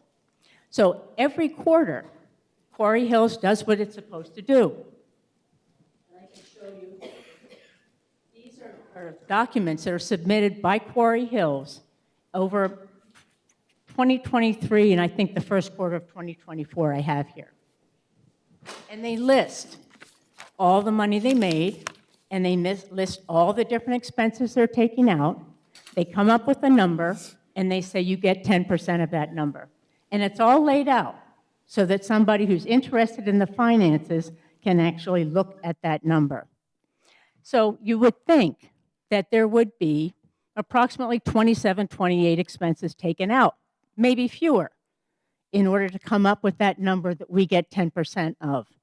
But in reviewing those records, oftentimes there are 32, 33, 34 different categories of expenses that are taken out. And so that influences the amount of money that we then get paid for rent. And that's important to us as taxpayers.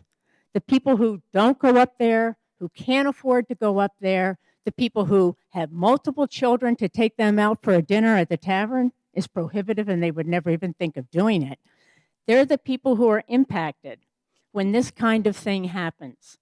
So that the expenses that come out of that have to be examined closely. Now, I don't expect all of you to sort of do what I just did, or I have done, which is go through these documents, look at the list of expenses, compare them to what they're allowed to deduct, because it's all set forth in the exhibit, Exhibit D, to this lease.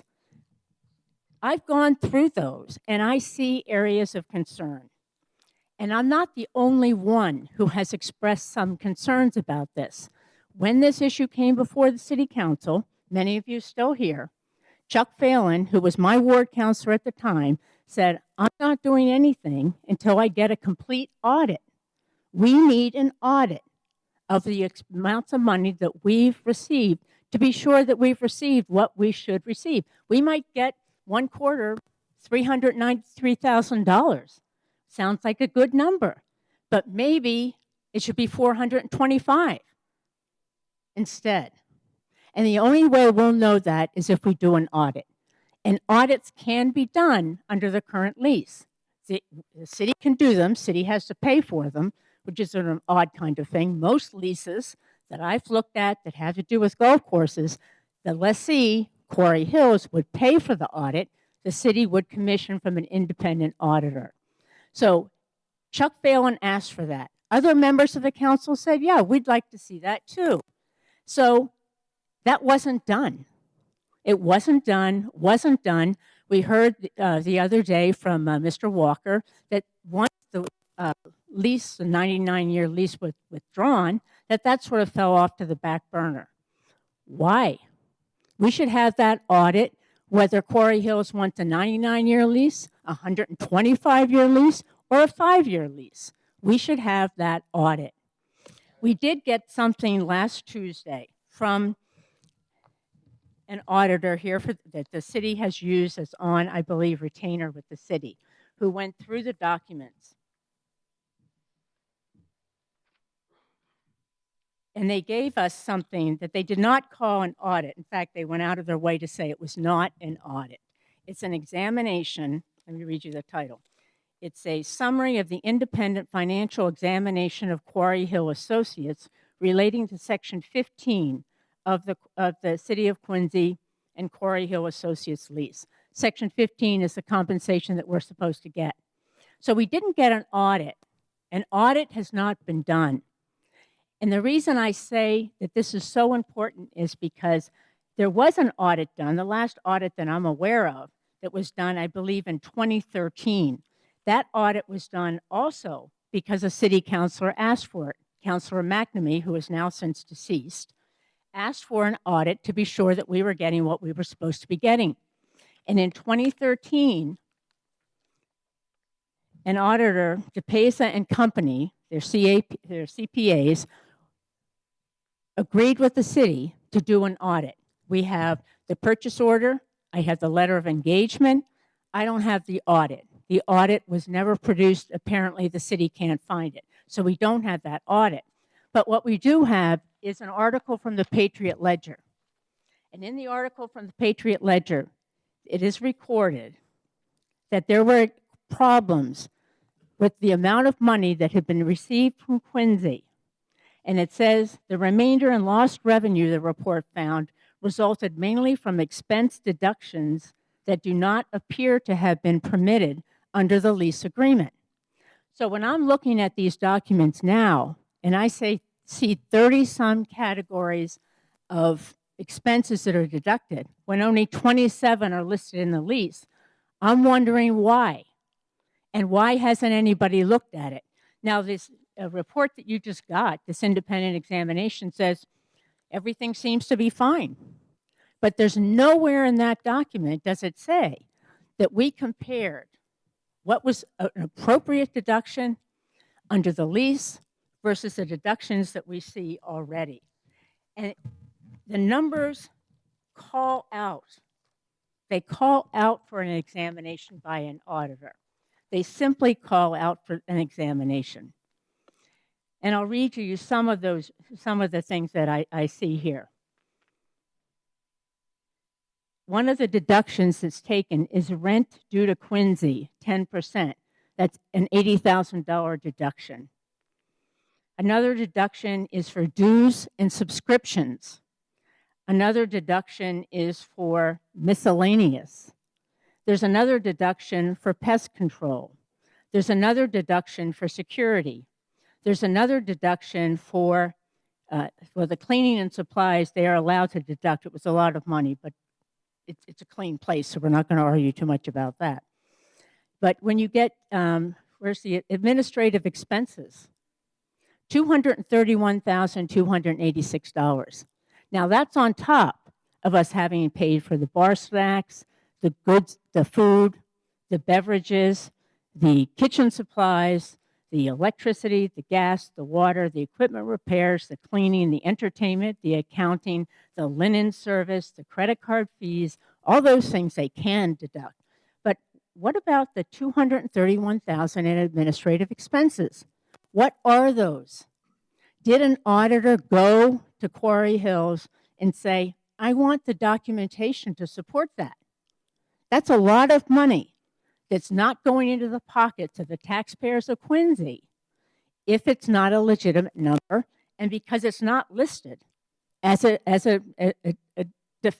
expense you can deduct. So what about these numbers? So when I say we're looking for an audit, I'm looking for an audit of these numbers. Somebody who's not saying, oh, the methodology is appropriate. We went on a tour and we found that everything looks good. There is nothing in those reports that shows, and this is just 1/4 of 2023. I'm talking years and years and years. Chuck Phelan, Councilor Phelan, wanted that accounting last year for a very good reason. Am I in favor of a lease extension?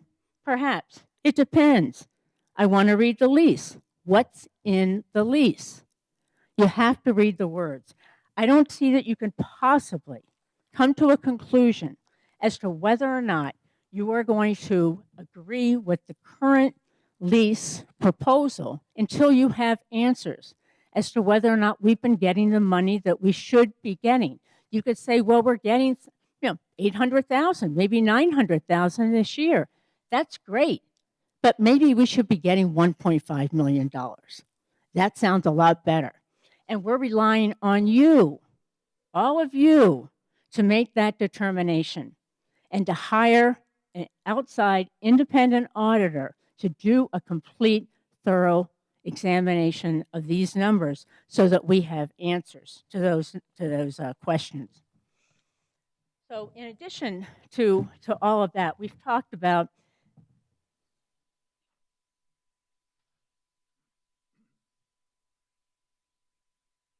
the idea of a hotel on the property. And I think sometimes the lease issue gets caught up with the whole issue of a hotel. Now, there may well end up being a hotel on this property. If it's on property that's leased, that's one thing. If it's on property that's sold, that's another thing. We'll get room taxes in any event. If it's sold, get the money from the sale. If it is not on property that's sold, then we'll just get the room tax. That's all the hotel. What I've been talking to you about is the rest of the property. So when you look at this, and I'm concerned because I think that the inclination may be to say it's okay if we take less than we have been getting on the current lease because we're going to get all this other money on the side. And as a taxpayer, I'm saying, no, that's not the way you look at it. We get all this other money on the side from the hotel, plus we get what we're entitled to under the lease. We're not going to give up what we're entitled to because we're so happy we're going to get a hotel. That makes no sense. I've gone through this whole thing about how we're getting less money now versus we'll get less money in the future versus what we get now. I did that with Mr. Walker and the mayor, with a group of other people. We visited him, went through the numbers, gave him the documents. For the golf fees, we get 10% of the golf proceeds or whatever. That's great. Under the next lease, the lease that's proposed, we get 10% of the golf fees minus A, B, and C. So if you're getting 10% of A, that's good. But on the other hand, you're getting 10% of A minus 1, 2, and 3. Is that less? Yes, that's less than 10% of A. And the response from the mayor was, I never meant for us to get less. So I expected that that would then be followed up by communications with Quarry Hills to say, if you bring us another lease that you want, change the language so we don't get less. But the language has not changed since before that meeting. The language is exactly the same. And how many of you know that? How many have you read that?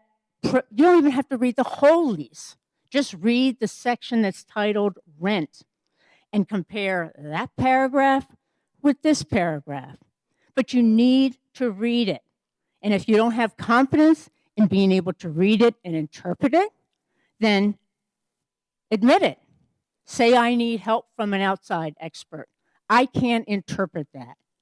That's what I'm asking you to do as a taxpayer. I'm not saying to you, get rid of Granite Links. We don't want the golfers. We don't want the kids having the ability to have their practices there. I'm saying read the documents. Give us the best deal. We are your clients.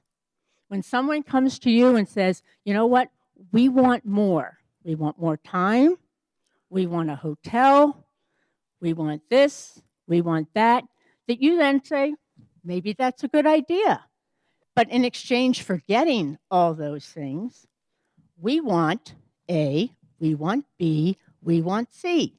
That's the way the business world goes. You go back and forth. You don't say, oh, wait a minute, we're afraid the Quarry Hills might go away, so we can't negotiate. That's not the way it's done. So as a taxpayer, I'm asking each of you to do, as one of the women said earlier, make a decision based on the finances, based on the facts, not on sort of what's going through your head, not on emotion, but evaluate the finances, the financial information. Now, I was before the city council, not before the city council, but I attended a city council meeting not too long ago,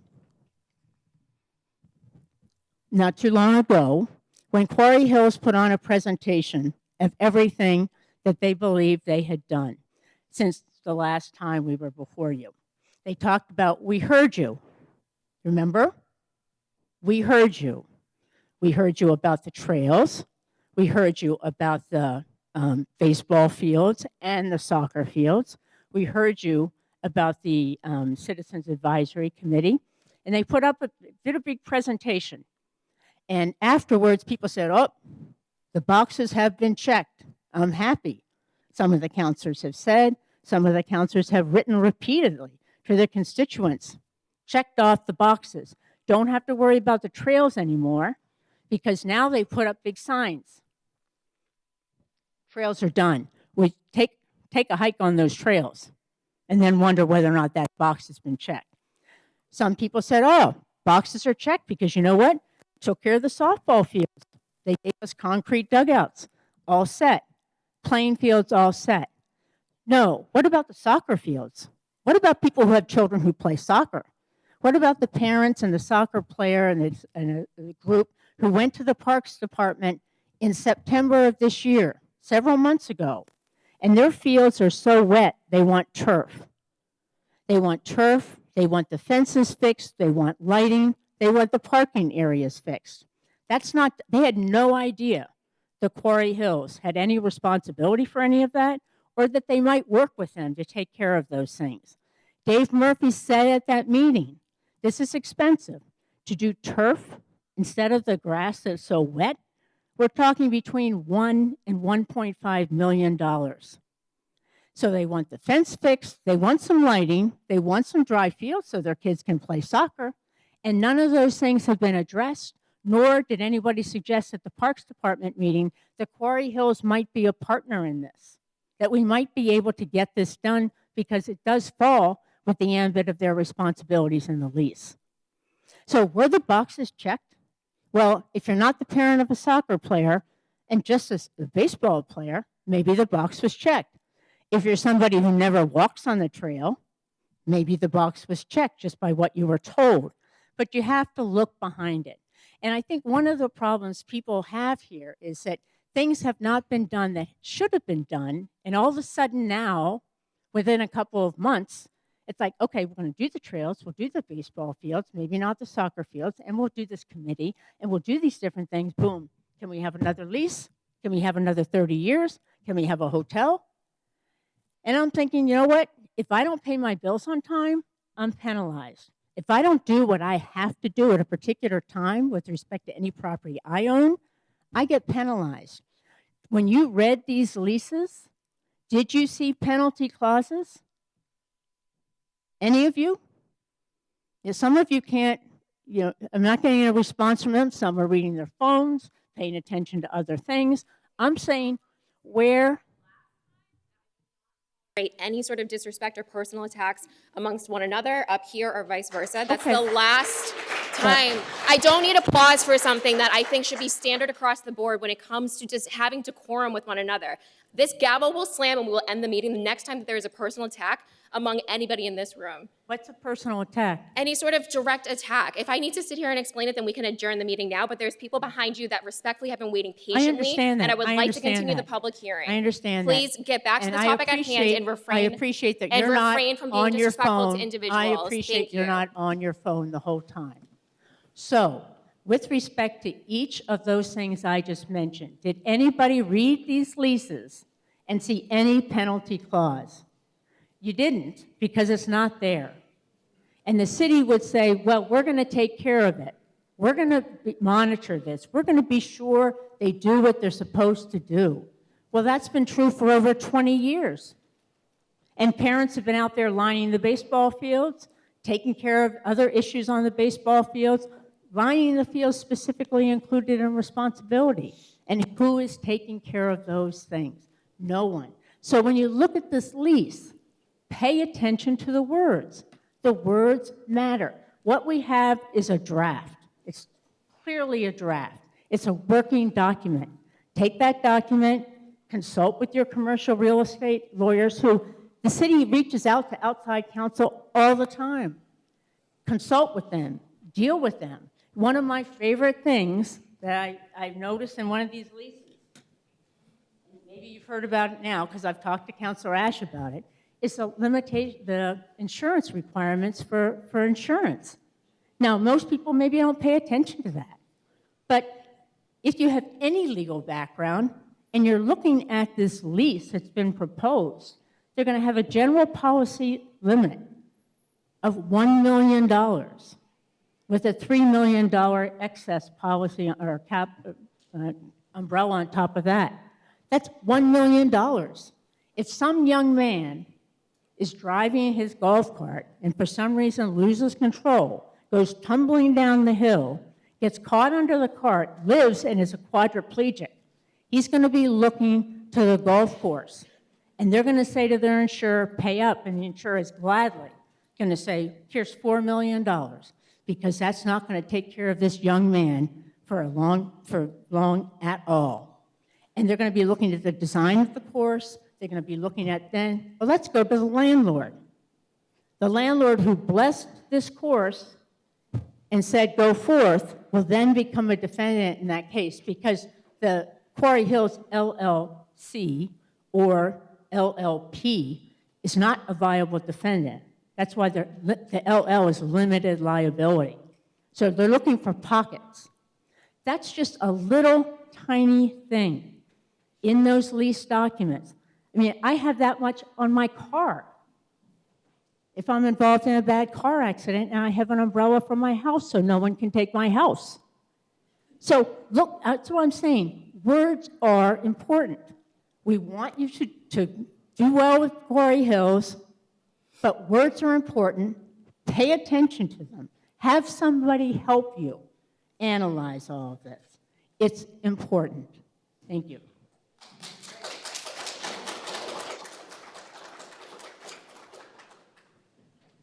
That was awesome, Jocelyn. Thank you.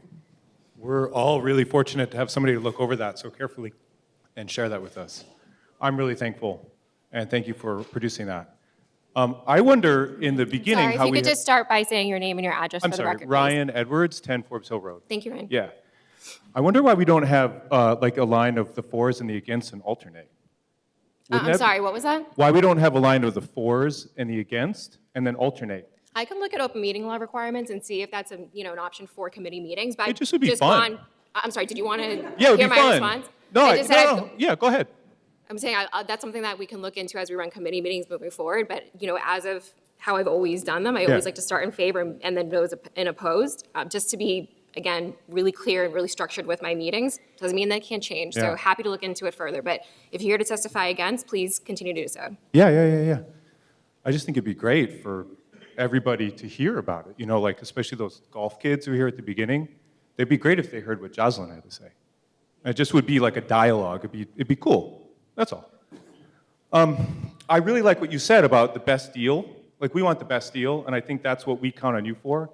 is to do the research and hopefully listen to somebody like Jocelyn and others, and all the people for. I'm also really impressed by the people. I'm new to Quincy. I didn't know Quincy as the Quarry Hills dump and everything that happened before and how beautiful this restoration project has been. And I'm moved by that. And I am against this idea, but I'm also for everybody, business people, golfers, and people who've seen that transformation. I think that's powerful. I think it's also possible to support that and recognize that and say we do need the best deal. And I also say we need the best design. And I'll come back to that in a minute. Quarry Hills was supported by a lot of people here saying that they're really good at their job, which is being developers and running a golf course. I don't find that surprising. They should be good at their job. They're developers, they have a great track record, they're business people, they run a golf course, they make money. That's excellent. That isn't reason to give them a longer lease, that isn't reason for them to be outside of scrutiny, that isn't reason for the city to hand them sweetheart deals. That's just people doing their job. Great. I'm also not surprised that a mayor who lives in a city that he grew up in and has only had jobs in the city favors hometown friends. That's not surprising either. What I'm waiting and hoping to be surprised by is principle by our city council people to weigh in all of these factors and surprise us with a vote based on principle, not based on friends, and I'm really sorry to say, but not based on campaign contributions. I really wonder if that doesn't factor in, or if that isn't cause to recuse yourself. Wouldn't that be an interesting thing? If you receive money from the people who want a deal that you can't vote on it, would everybody have to recuse themselves? I mean, that's crazy. I just think from a voter, business, fairness, that's like the recusal thing. I don't know. It's just a thought. Call me crazy.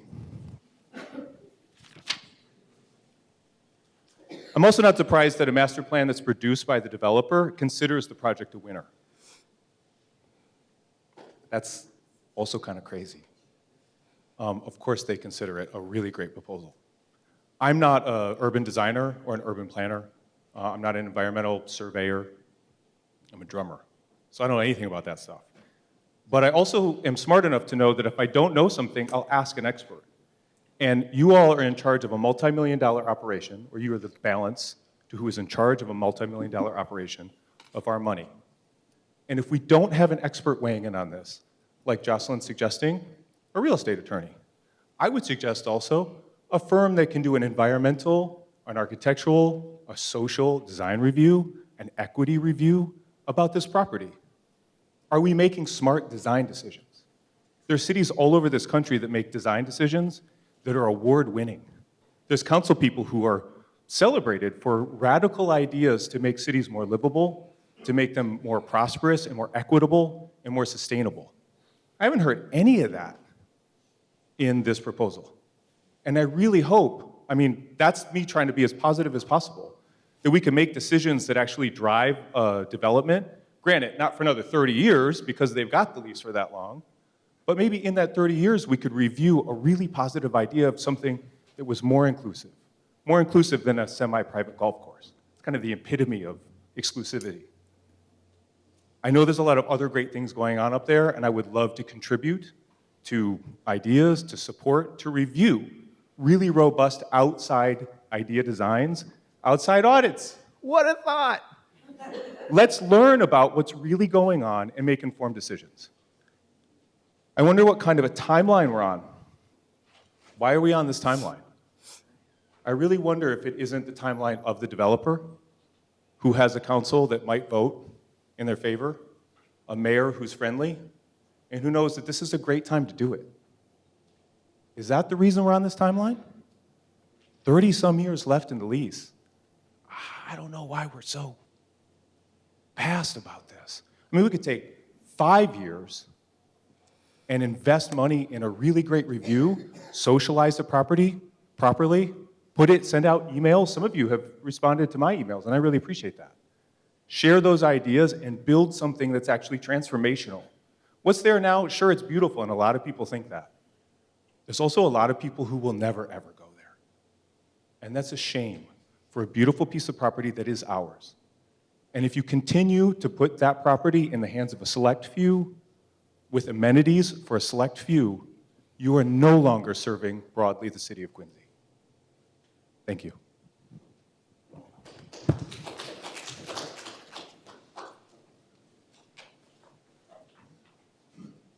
Good evening. I just want to say I really appreciate Sorry, do you mind just everyone's- speaking a little bit closer to the Yes. microphone? Can you hear me And then now? just your yes, thank you. And Yes. then just your name and address of the record, please. Absolutely, I'll get to that. I just want to say thank you for your time for listening tonight and everyone in the audience as well. My name is Nick Warner, and I live in West Quincy on 20 Salem Street. And I live just around the corner of Granite Links, where I've enjoyed many a delicious meal. And you'll often see me walking on Raschuti Drive to walk my dog over at the quarries. I'm speaking to you today because I believe that this is an amazing opportunity for the city of Quincy to renegotiate the terms of the lease in a way that benefits all citizens. Granite Links has undoubtedly created a beautiful golf course and restaurant and provides revenue to the city. However, it is at a cost of public land with an amazing view. Most of this land that cannot be enjoyed by the public for free. And this is arguably one of the best viewpoints on Quincy public land and on one of the largest tracts of public open space. There's a lot of opportunity here to allow more access and amenities to Quincy folks to enjoy their public land. And one suggestion I might make is to have public walking paths around the perimeter of the golf course. One notable golf course nearby, Ponkapog Golf Course in Canton, does actually have a walking path that goes around the outskirts of the property. That is Ponkapog Golf Course. There are other examples out there of golf courses that have public access in parts of the property, so why not at Granite Links? But these suggestions I make aren't without trepidation. The Quarry Hills Associates have not deemed themselves trustworthy.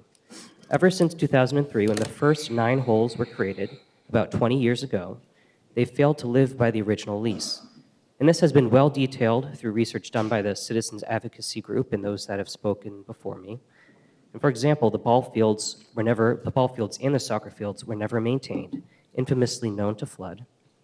The oversight committee never established, and the walking path never created.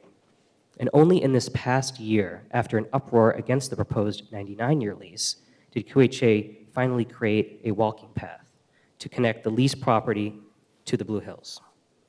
But it's certainly not a very impressive path or very scenic. A large part of it being on sidewalks or cutting through the backs of Quarry Hills apartments. And then during the recent meeting on November 18th, a spokesperson for QHA said that they heard the citizens and their concerns.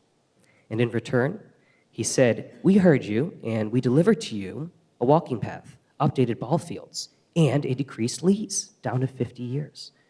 Wow, so 2 of these compromises aren't even new. They are just a part of the original lease that they did ignore for 20 years. So in summary, my main points are that QHA is not really listening to residents, not much has changed, and there are now some trust issues due to prior broken commitments. This beautiful public land has so much more to give to the citizens. Granite Links has been a successful story of a landfill turned to a beautiful open space, but this story can grow even more successful. Now it's time to look towards the needs of the citizens. Thank you.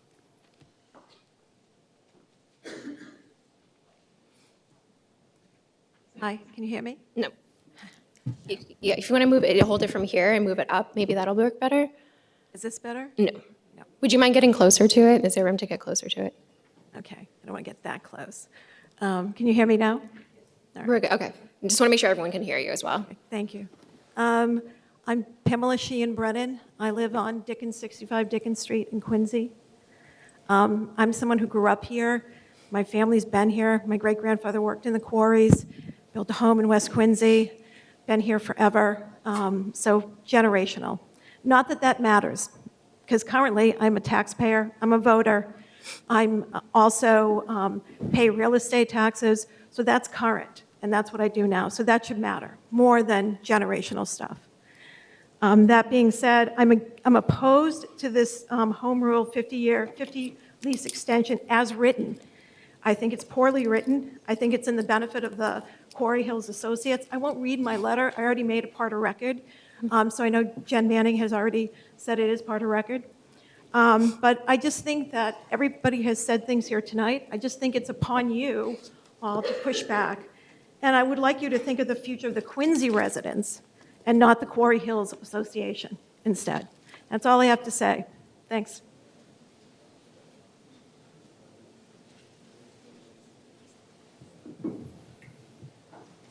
Hello, good evening, everyone. My name is Mimi Balsamo, and I live at 27 Post Island Road.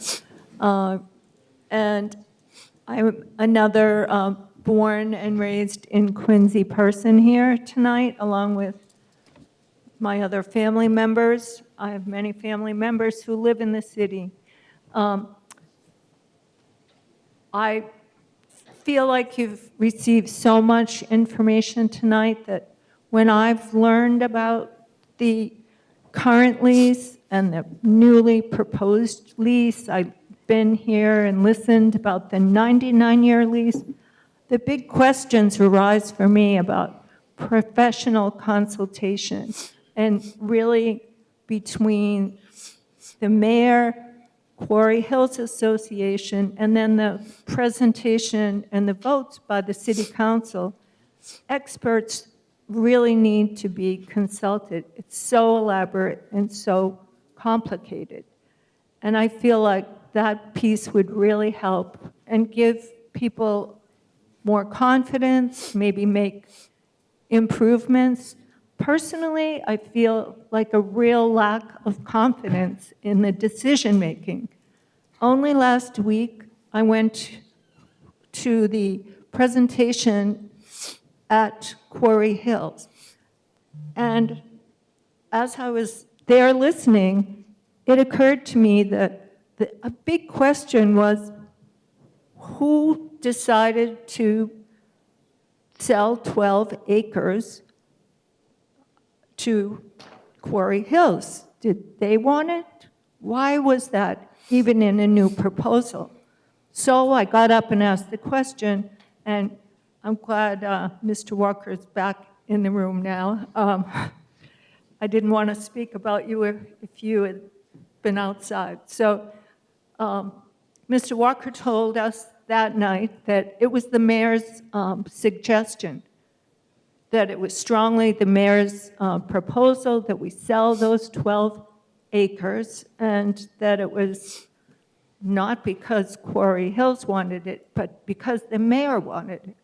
Then later in the conversation, it seemed that the Quarry Hills representative said that, no, actually, we, when we propose to someone to build this hotel, they're going to want us to own that land. They don't want us to be leasing that land. So we definitely will need that. So it feels like, I feel like just having really straight answer, and we're all intelligent people. I'm so impressed with all the information that we've heard here tonight. And I really feel like we all deserve like some honest, straightforward information. So for now, I just say, what is the hurry? Let's get more answers, let's get more clarification, and let's get a plan that benefits the citizens of the city. And I'd really appreciate your time, and thank you for listening to everything that we have to say tonight.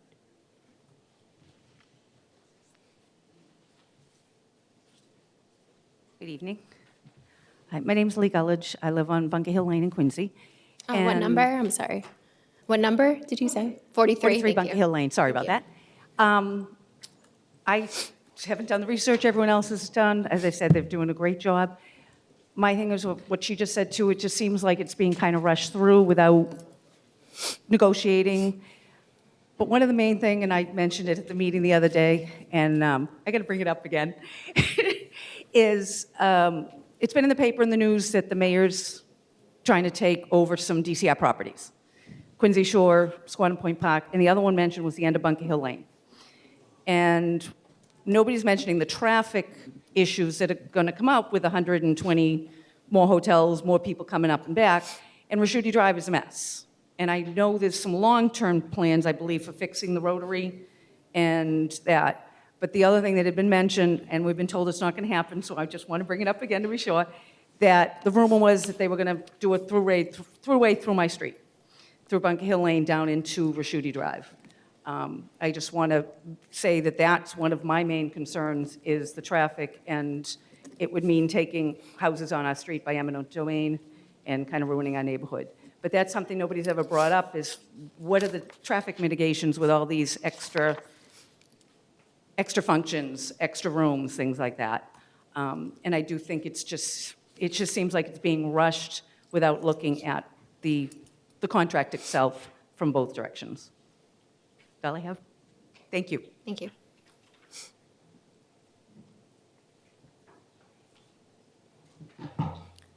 My name is Ziqiang Susan Yuan. Sorry, yeah, if you could just speak a little bit closer into the microphone like that. Yep. And Dear councillors. perfect. Could you just say your name and your address for the record? Thank you. My name is Ziqiang Susan Yuan, living at 8 Harvest Lane, Quincy. Dear councillors, last Tuesday, I went to the community meeting about this golf course lease issue. That's actually my first time setting foot on this unique, beautiful land. Despite living in Quincy over 12 years, I have admired this land many times from afar when we're hiking in the Blue Hills, and often wondered how to get there. But I never tried. Why? Because I know it is a private golf course, and I'm not a paying member. And so I couldn't walk freely around there. So what's the fun to go there? This raises a question. There are more than 100,000 residents in Quincy. How many of them are paying members of the golf course? If you pass this 50 years lease extension, adding to the 32 years left in the current lease, you will effectively deny 3 generations of Quincy residents access this magnificent public land. Is this the message you, as elected officials, want to send to your constituents?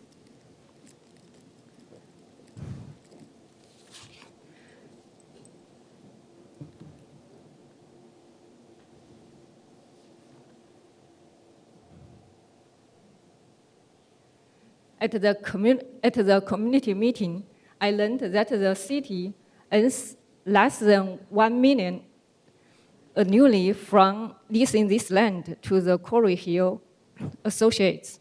That's really not much money. It can't compare the value of opening this beautiful land to everyone in Quincy to enjoy. Open space has tremendous values in enhancing quality of life and the community well-being. I heard some concerns about the cost of maintaining this land if the city takes it back. But if the city has money to keep buying more properties for vanity projects, and even consider buying state properties, DCR parks, how come it hasn't money to maintain the land it already owns? The problem is never about lacking money. The problem is how and where you spend the money. Lastly, rushing a decision of this magnitude, which impacts 3 generations, with less than 1 month for public review is unacceptable. Transparency and the public involvement require more time. 1 or 2 years is reasonable for a decision with such long-term implications. Especially, the current lease still has 32 years left. There is no justification for this haste. If you push this through, despite widespread public concerns, you risk losing trust of your constituents.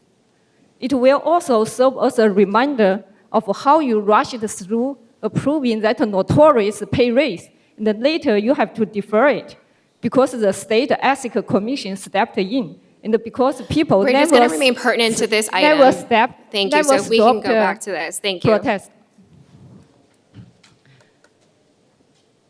So please, work with residents. Take the time to develop a sort of a long-term plan that prioritize the best interests of Quincy residents before rushing to vote. I oppose this 50 years lease extension. Please record my opposition. Thank you for your consideration.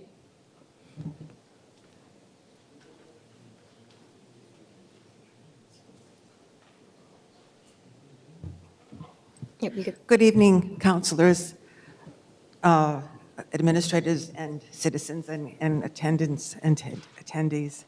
I'm Vivian Borick. I live at 94 Newberry Ave in North Quincy, which is Ward 6, in the Quincy School, which has a beautiful 4 big granite pillars at the entrance. And it was made in 1907 for $56,000 under budget and on time. Okay. I came to North Quincy right after 9/11. That's not 23 years ago.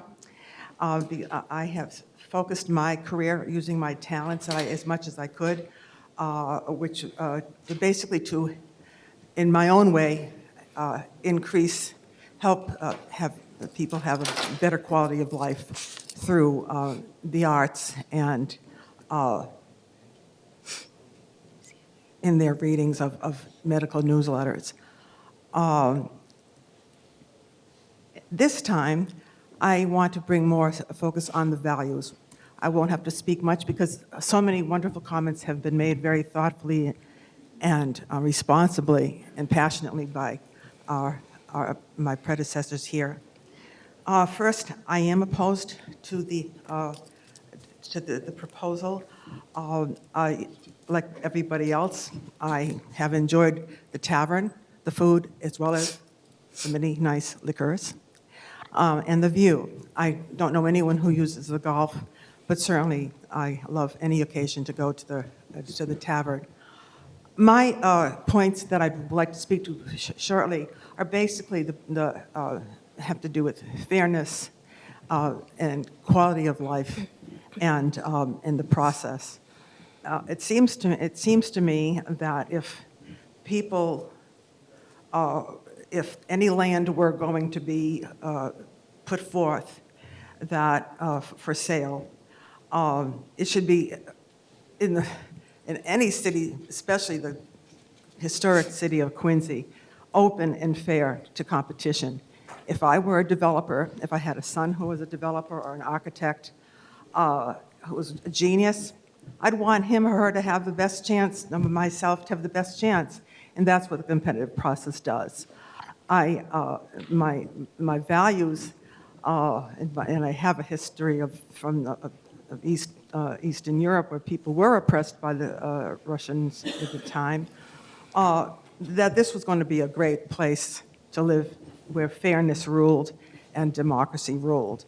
It seems to me incongruous that there would be no competitive process to having any open process to having these acres taken over. What would you say if you wanted to have the best singer or the most entertaining woman or a man in the world? Money was no object in 1990.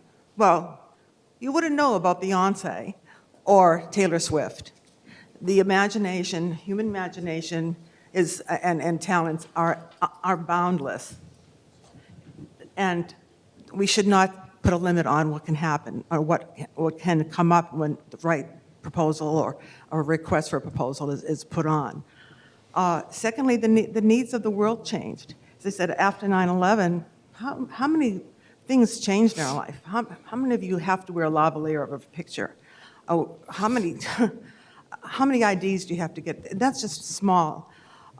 We don't know what's going to be needed on on the land in 100 years from now or 50 years from now. I think it's, so we are human, and we are not omniscient. The mayor, like us all, can make mistakes. I don't think we can make the best judgments for the future with the land that's open by deciding what's good for it for a few people now. We might be able to be in a better position to present something at the time, 50 years from now, when most of us are gone. And that's what will give the quality of life to Quincy and put someone's name on the map, not the mayor's folly or, however things changed and did not go according to what people's expectations or law is. People know what is right. And I think you do too. And I know when you have a good buddy or a friend or whatever, you want to help him or her. But this is quality of life for the future, and it's with precious land. I respectfully and enthusiastically and passionately urge you all to consider, reconsider, and consider what you're about to vote on.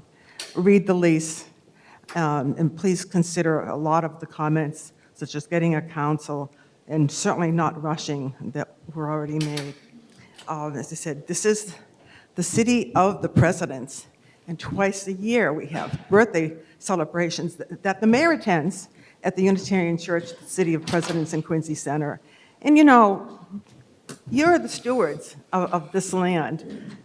We shouldn't just have to vote and go to dead people, to celebrations of wonderful historic figures to pay respect. We should have people, this is your chance to do good for us. Deep down, this is you are the stewards.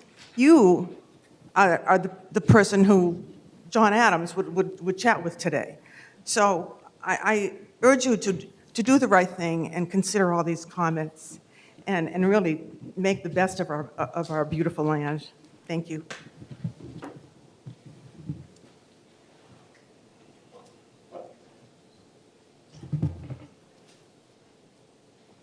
Hi, everyone. Do you mind just moving it up just a smidge? Oh, sorry. Thank you. How about that? Perfect. That all right? All right. Hi, everyone. My name is Steve Perdios. I live at 86 Ruggles Street in beautiful Quincy Point. I want to start by saying, Councilor Yang, thank you for giving us so much time here tonight. You've been very patient with all the speakers. I really appreciate that. It's very kind. Councilors, I know that this is probably the highlight of your week, sitting in a meeting, listening to people go on and on about things they're very passionate about. So thank you for all of your time. I really appreciate that as well. Thank you. I only have 97 items that I wanted to talk about. I promise I'll move through them quickly. No, sorry, just kidding. I only have 3 or 4. I want to make them and release everyone here. So let's start off by, let me start by asking the question of like, why, right? So why? Why 80 years? Okay, so we were all, many of us went through this about a year ago, and at the time it was 99 years plus the 30. So at the time it was a 130-year lease that we were talking about, right? So that just seemed, not to be snarky, but at the time it seemed kind of silly, 130 years, right? And so that's come down, and now we're talking about 80 years. And 80 years is still a pretty long time. And so I guess I just want to start off with that, like why 80 years, right? So in the first go-around, there was a lot of data that went back and forth, a lot of paperwork that went back and forth, and we've learned from the proponents that they really only need about a 30-year lease to get this going. And sure, you need to have that 30-year lease from the day it opens up, and there's a construction period. I think there's a much smarter way that we can go about this, but it made me ask the question, why? Why would they want this? Why do they want 80 years? And then, well, what has happened? So the first lease was 20, 30 years, whatever it was. There was another attempt, not an attempt, but another process where several years back, the lease was extended, and now we're here for another extension. 80 years means this is the end of it. 80 years means we're not having this discussion again. 80 years means that's where the discussion about what to do with this property comes to a conclusion. So right now, what's happening right here, this is it. This is the only bite of the apple, and it's this group here. You guys are the only ones, and gals, pardon me, you people are the only ones that are going to be able to make this decision. It eliminates anybody else from the future from having any say in it. We won't have this discussion, this back and forth again for this lease. It's 80 years, it's a long time. Please take your time, figure it all out, think it through. Do not just rubber stamp this because it seems like that's where the momentum's going. Take your time, think it through. The devil's in the details. We've heard a lot of details tonight. There's a lot of devils in those details. Take your time, read it through, figure it out.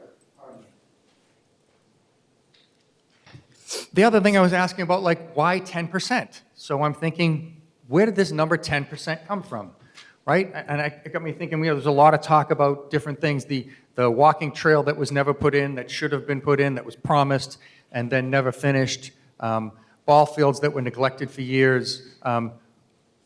Where did this 10% come from? And it kind of got me thinking, okay, so if it was a dump, if we had a dump, if we went back in time to trying to incentivize this program, how do we incentivize this to get somebody interested to come in? 10% of the city sounds like a pretty good deal. For every dollar the city takes in, they get 9. Seems like a pretty good deal. If you need to incentivize it and get somebody in there to do the job, that would make sense.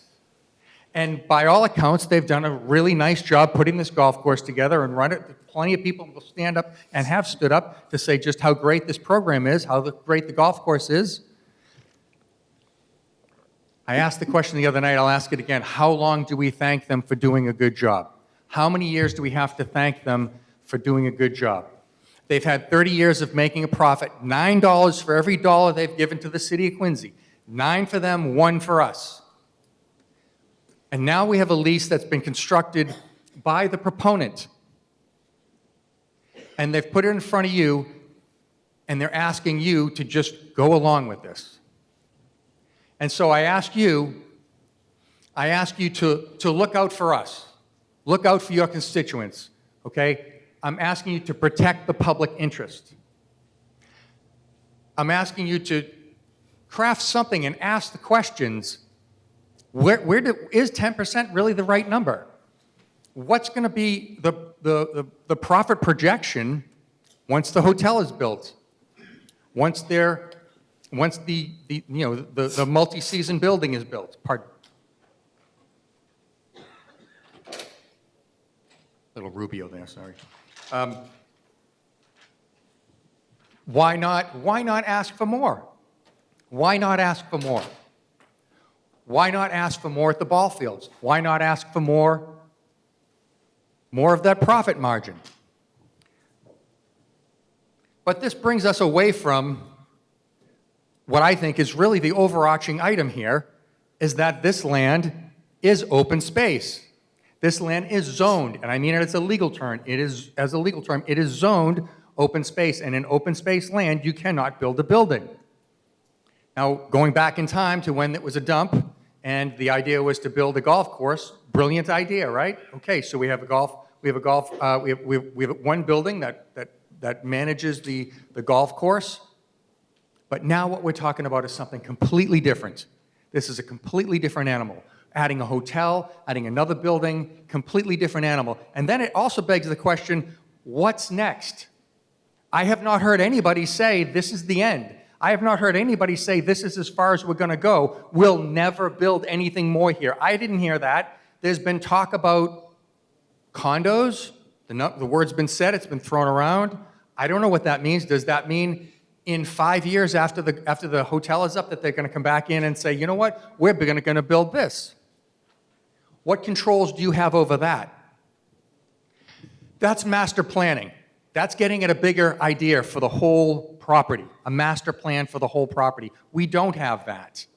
We have just one idea that's come up from the developer. Here's a good idea that we can do that will make us a lot of money, and won't it be nice? Except that In Quincy, when you ask the question, why don't we as a city have a master plan? When you ask the question, and it comes up every 2 years or 4 years during an election cycle, why don't we have a master plan? Many communities around us have master plans, and these guide the development of the city. Why don't we have a master plan?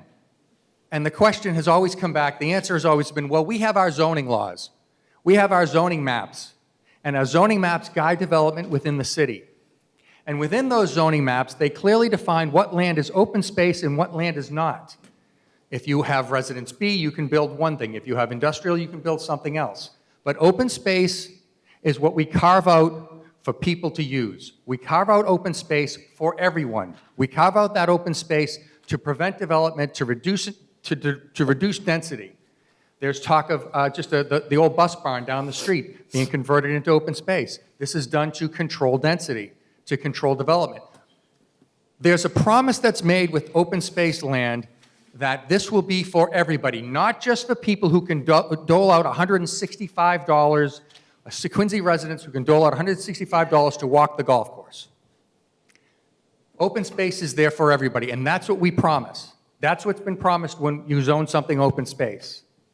And so my question is, if you're gonna reduce the value of open space by monetizing it, where's that end? What's going to be next? Are we going to say it's okay to put development up at Faxon Park? Or are we going to put it up at one of our other locations around the city? We've got open space, it's land, let's build there. That's land that we set aside for everybody, even those who can't afford it. I'm lucky enough, I'm older, I'm fairly successful. I can afford, if I wanted to, I could go up a couple of 2-3 times a year. I could probably afford to golf at Quarry Hills. There's a lot of people in Quincy that can't, and all that land is off for them, off limits. They can't get to it. Why don't we have a better deal for people? Why don't we have it? Why isn't it $50 for Quincy residents? Why is it the same price we have at other facilities? So I'll leave you with this comment. Open space has a value to all of us across the city, regardless of your socioeconomic situation. Everybody has a chance to go to our open space sites and enjoy them. If you take an open space site and you monetize it, you're going down a path that is unfair to a lot of our citizens. You're going down a path that makes it really dangerous. In my opinion, we need to be able to stand up for open space and say these properties are very, very important, and we're gonna respect what open space means. So I'd ask that we take our time, we read the lease, we look at the details, we find a way to get the best that we can for all of our citizens, not just those that are wealthy. That we get for everybody, that we, at the same time, we respect open space and we keep that land protected for open space. I ask that you continue this hearing and keep it going and keep it in committee, continue to talk about this really, very important issue. Again, thank you for all your time. I really appreciate it. Thank you, guys.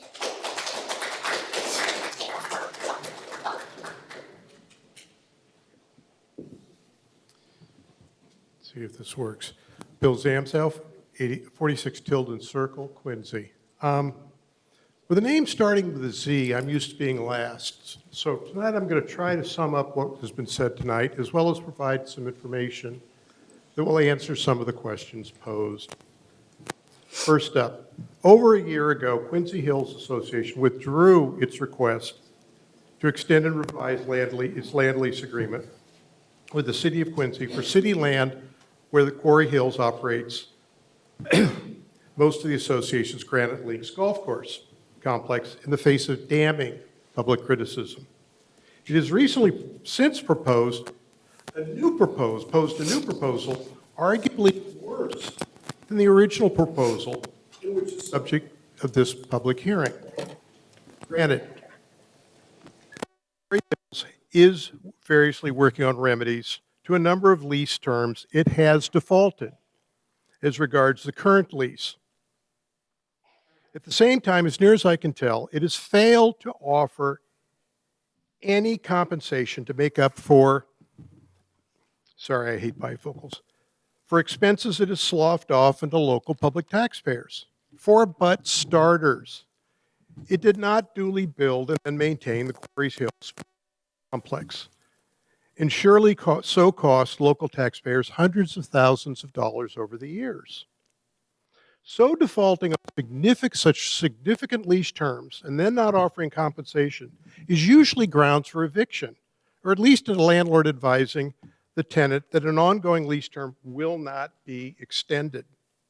Accordingly, you should not even be entertaining any lease extension until full remedies are provided by Quarry Hills, and then a number of years of lease compliance by it then follows. Instead, care of the administration, you're now looking at a second attempt to bite at the apple that is even sweeter than the original bite, while at the same time even worse for local taxpayers than the current agreement. Next up, a 50-year extension of what remains works out to a 60% increase on the original term when the whole plan for Quarry Hills was just a plan. This is crazy, and has been addressed by others. Further, it would appear that revenue for the current lease will be less than the current lease amount paid to the city per the proposed lease extension. Granted, more revenue is projected by Quarry Hills given increased development. Less revenue from the current use terms would be secured via the new proposal. Such is nonsense, no matter how one might care to spin things. Also troubling is the sought option to buy a dozen acres of land from the city of Quincy as a site for a planned 110-room, full-service destination hotel that is slated to have a so far unspecified number of condominiums built above the hotel rooms. That's a pig in a poke, folks. So what for the fact this targeted parcel of land where Quincy Hills plans to build a massive building that will be readily visible from Boston to much of the near South Coast area is currently zoned for open space. Even more appalling, to finesse this massive use change, the proposal before you seeks to vest the mayor with the sole power to negotiate things with Quarry Hills as regards any future changes or other such things with this lease agreement without any public input going forward. Such is wrong on so many levels. For but one example of how wrong, on Quincy Mayor Koch's watch, already a substantial discount on revenue due the city from Granite Lake's green fees was granted on the down low, and which was only discovered by locals digging into things. Also keep in mind that parties tied to Quarry Hills have long showered down sizable campaign contributions to Mayor Koch over the years. Granted, such pay for play is inexcusably allowed in the Commonwealth. Such is still not a valid reason for this body to now play along with the pay by putting the mayor unilaterally in charge of managing a new agreement, when the current one has been found to be variously mismanaged by the city already. There are also all but innumerable other problems with this revised lease extension proposal. For example, how it would not be put out for bid. In short, if it looks like a duck, it's probably a duck. Accordingly, the revised proposal should be turned aside by the City Council. Conversely, if you instead approve this lease extension proposal, try to imagine how Beacon Hill will respond to finding itself lobbied by a fair number of irate locals opposing this sweetheart grift of a deal, as it requires both the legislature's and the governor's approval, as it is a home rule petition. In closing, I'm not opposed to a lease extension. Rather, I am opposed to this one, as well as it is way too premature at times to consider it. Thank you for your time.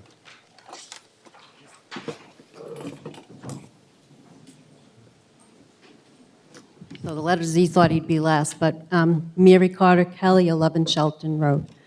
My husband and I and my family, we bought a home that abutted the Quarry Hills Recreation Facility in 1997. So we were abutters, and we've been before this council before.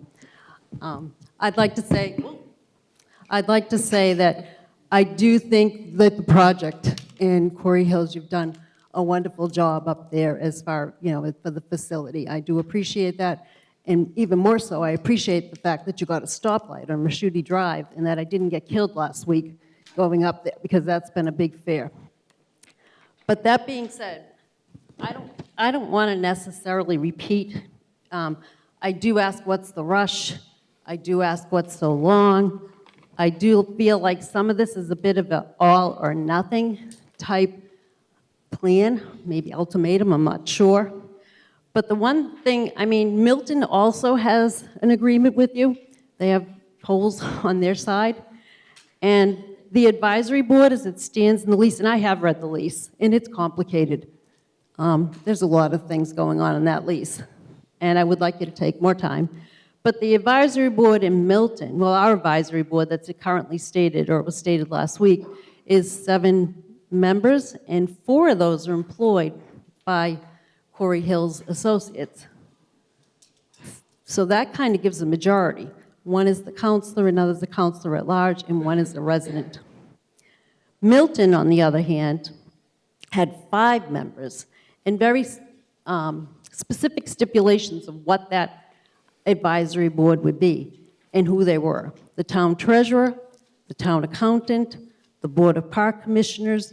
I'm so sorry, can we keep it just relevant to Quincy? I don't want to make any Well, I would like assumptions to know, somebody brought it up, how are we handling it in relation to our abutting town that's on the golf course? Because they're saying 7 members. Milton did have 5 members. Quincy in 2008, Mayor Koch had 20 members on the committee. All very notable, recognizable neighbors in West Quincy. So, again, I'm not necessarily against the lease. I just think 82 years and what's the rush is so many people. I ask you to, vet this and please, listen to everyone. And I think this should be a workable plan for both sides, quite frankly. And so, thank you. Oh, could we have the... So that doesn't happen. If you put it on top, you can just pop it in this way, like on top of it, and then... Okay, thanks. Thank Good you. evening. Joe Carter, 12 Poplar Road. I'll be brief because I need to go to sleep soon. A lot of this has been, I'm just reiterating what a lot of folks have said. Obviously, there's been a lot said up here this evening, so some of this has already been repeated. But anyway, I just jotted a few things down. So let me remind everyone that Quarry Hills is situated on our public land and primarily benefits golfers and folks that have enough disposable income and means to eat there, rent a hall, or use the facilities in some other capacity. This represents a small portion of our community, certainly not fair for all of our citizenry as a whole. Of course, the primary beneficiaries are Quarry Hills Associates that are the primary recipients of the revenues generated at the facility that flow freely into their coffers. Originally, this was part of the Blue Hills Trail system, as was mentioned earlier. And the original trail network has never been replaced, as was allegedly going to happen as part of the original agreement.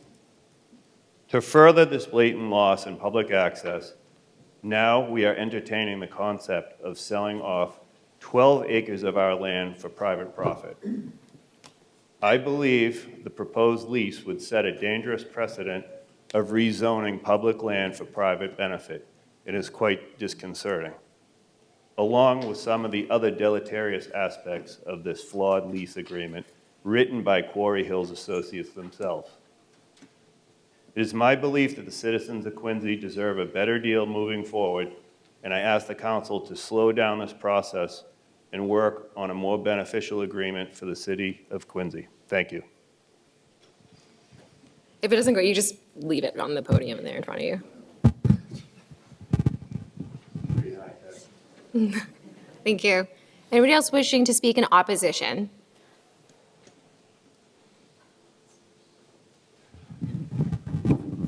Good evening. I feel kind of strange getting up here because I didn't think I was going to do a presentation up here. I'm Jim Curran. I live at 160 Holbrook Road in Quincy. And I have a lot of questions. Tonight's been great. I've learned a lot. I've been getting a lot of information. And actually, a lot of that has brought up more questions. in my mind anyways, on this whole thing.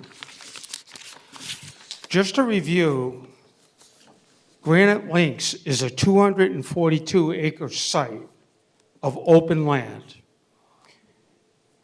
Okay, and Quarry Hills Associates initially right now has a 40-year lease on this land. And they're only 8 years into it. That means they have another 32 years to go on their lease. So why are they submitting a revised lease so soon, with 32 years left to go in the existing lease?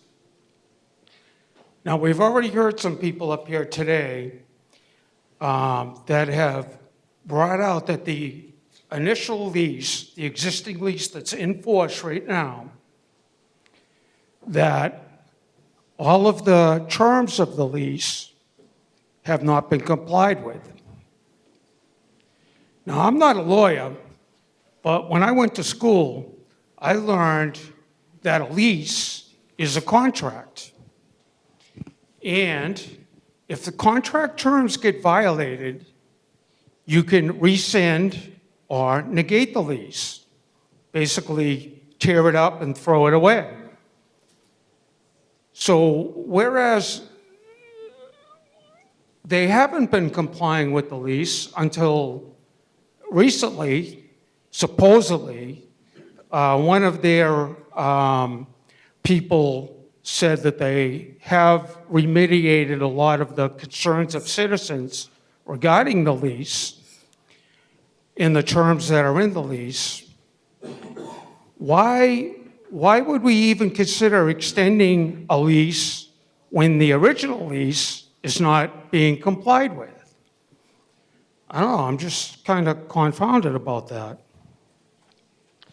Another question I have is we're looking at selling 12 acres of land up there to build a hotel.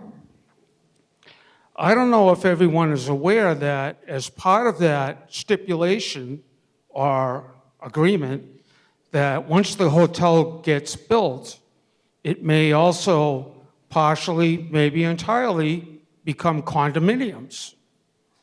Is that really what we want up there in Quincy? And if we're going to go ahead, and earlier, one of the speakers addressed the open space issue. So that means we're taking up more open space. The city of Quincy decides that this would be a great place to build a hotel, then why not take that 12 acres and put it out to bid to other developers? Why not build a Marriott hotel up there? Or maybe a Motel 6? Why not? Why is this getting just Quarry Hills Associates that's going to be able to build a hotel up there? So as part of this extension request, they want to build this hotel. What is Quincy getting paid for that? What is Quincy getting out of this extension of the lease that's going to add another 50 years onto the current 32 years that are remaining in the lease, which totals 82 years? That's something else I learned in school.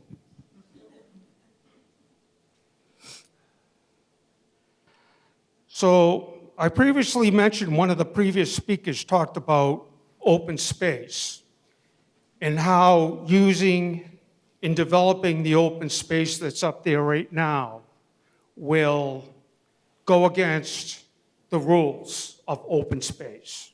Maybe it's a violation of the law, I'm not sure. But Kevin Mason, the Chief Operating Officer of Marina Bay Management, and this is from an article I read in the Quincy Sun. He said the reason why they want a lease extension is because it's needed, it is necessary to secure improvements on site, including additional parking spaces, a new hotel, and other amenities. That means they're going to use up more open space, doesn't it?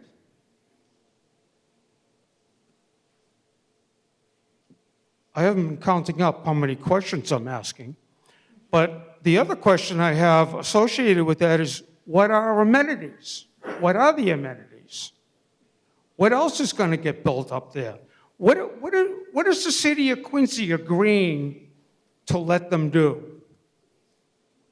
I don't know. Does anyone else know? I'd like to see that get put on paper somewhere.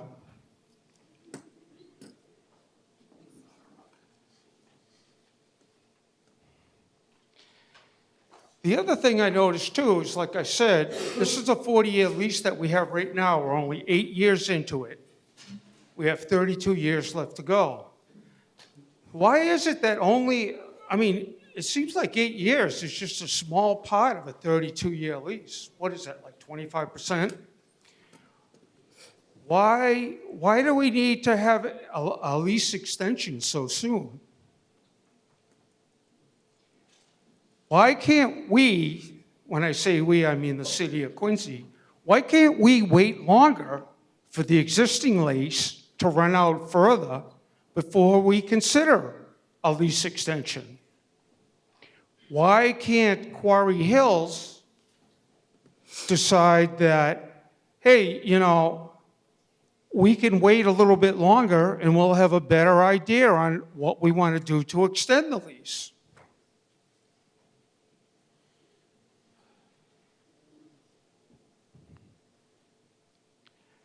I think that part of the problem is that when the original lease was put forward and adopted by the city of Quincy, that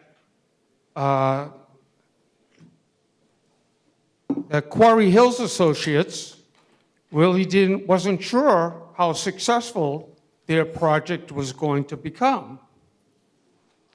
So they grossly underestimated the potential of the property's success. And to me, that indicates poor management. So they couldn't figure out how much money or how well that project was going to go.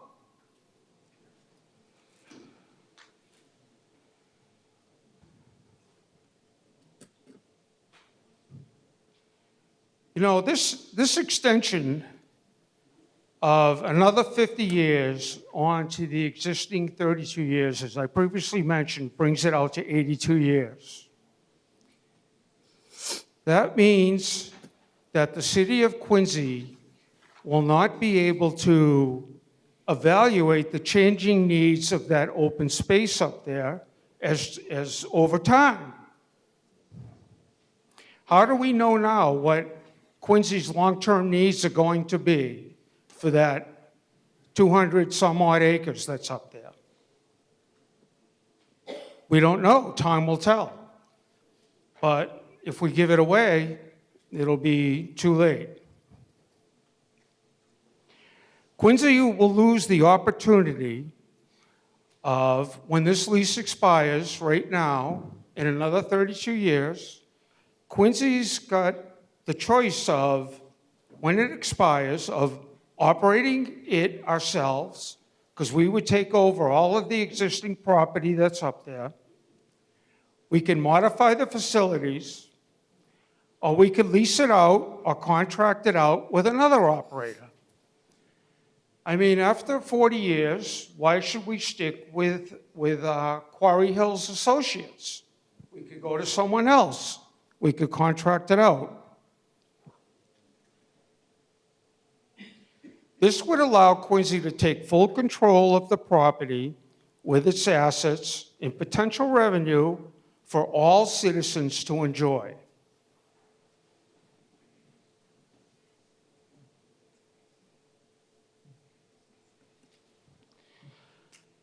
One of the speakers earlier mentioned something that I think is a great idea, which is extending the review period. I don't think we all know enough about this lease extension in order to make a judgment on it at this point and determine whether or not it's to the benefit of Quincy.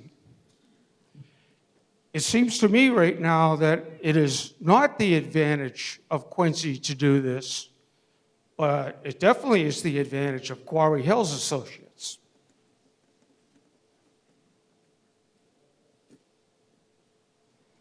We talked earlier one of the speakers earlier talked about the expenses and how they are being deducted from the revenue of Granite Links.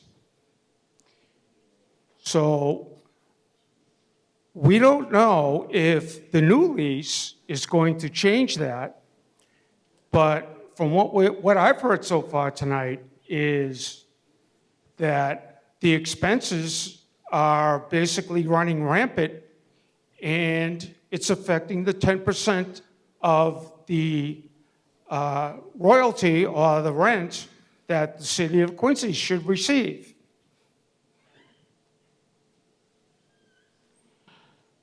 So I guess in summary, what I would implore is for you, there is one other thing I wanted to bring out, is this whole thing is being put forward by our mayor under a home rule petition. And I'm not sure that everyone is aware that the next step is for the city council to go ahead and approve this lease extension. And if they approve the lease extension, will it go to the Quincy voters as an issue in November, a question that the Quincy voters have to vote on? No, we have no say in it. It's going to the state regulators, and it's up to them to vote on it. I don't know. I don't think many of those people live in Quincy and may not really be up on the subject.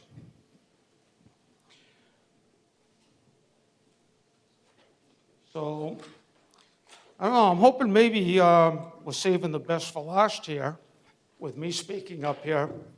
But just in summary, I mean, this lease still has 32 years to go. They still got 32 more years to enjoy it.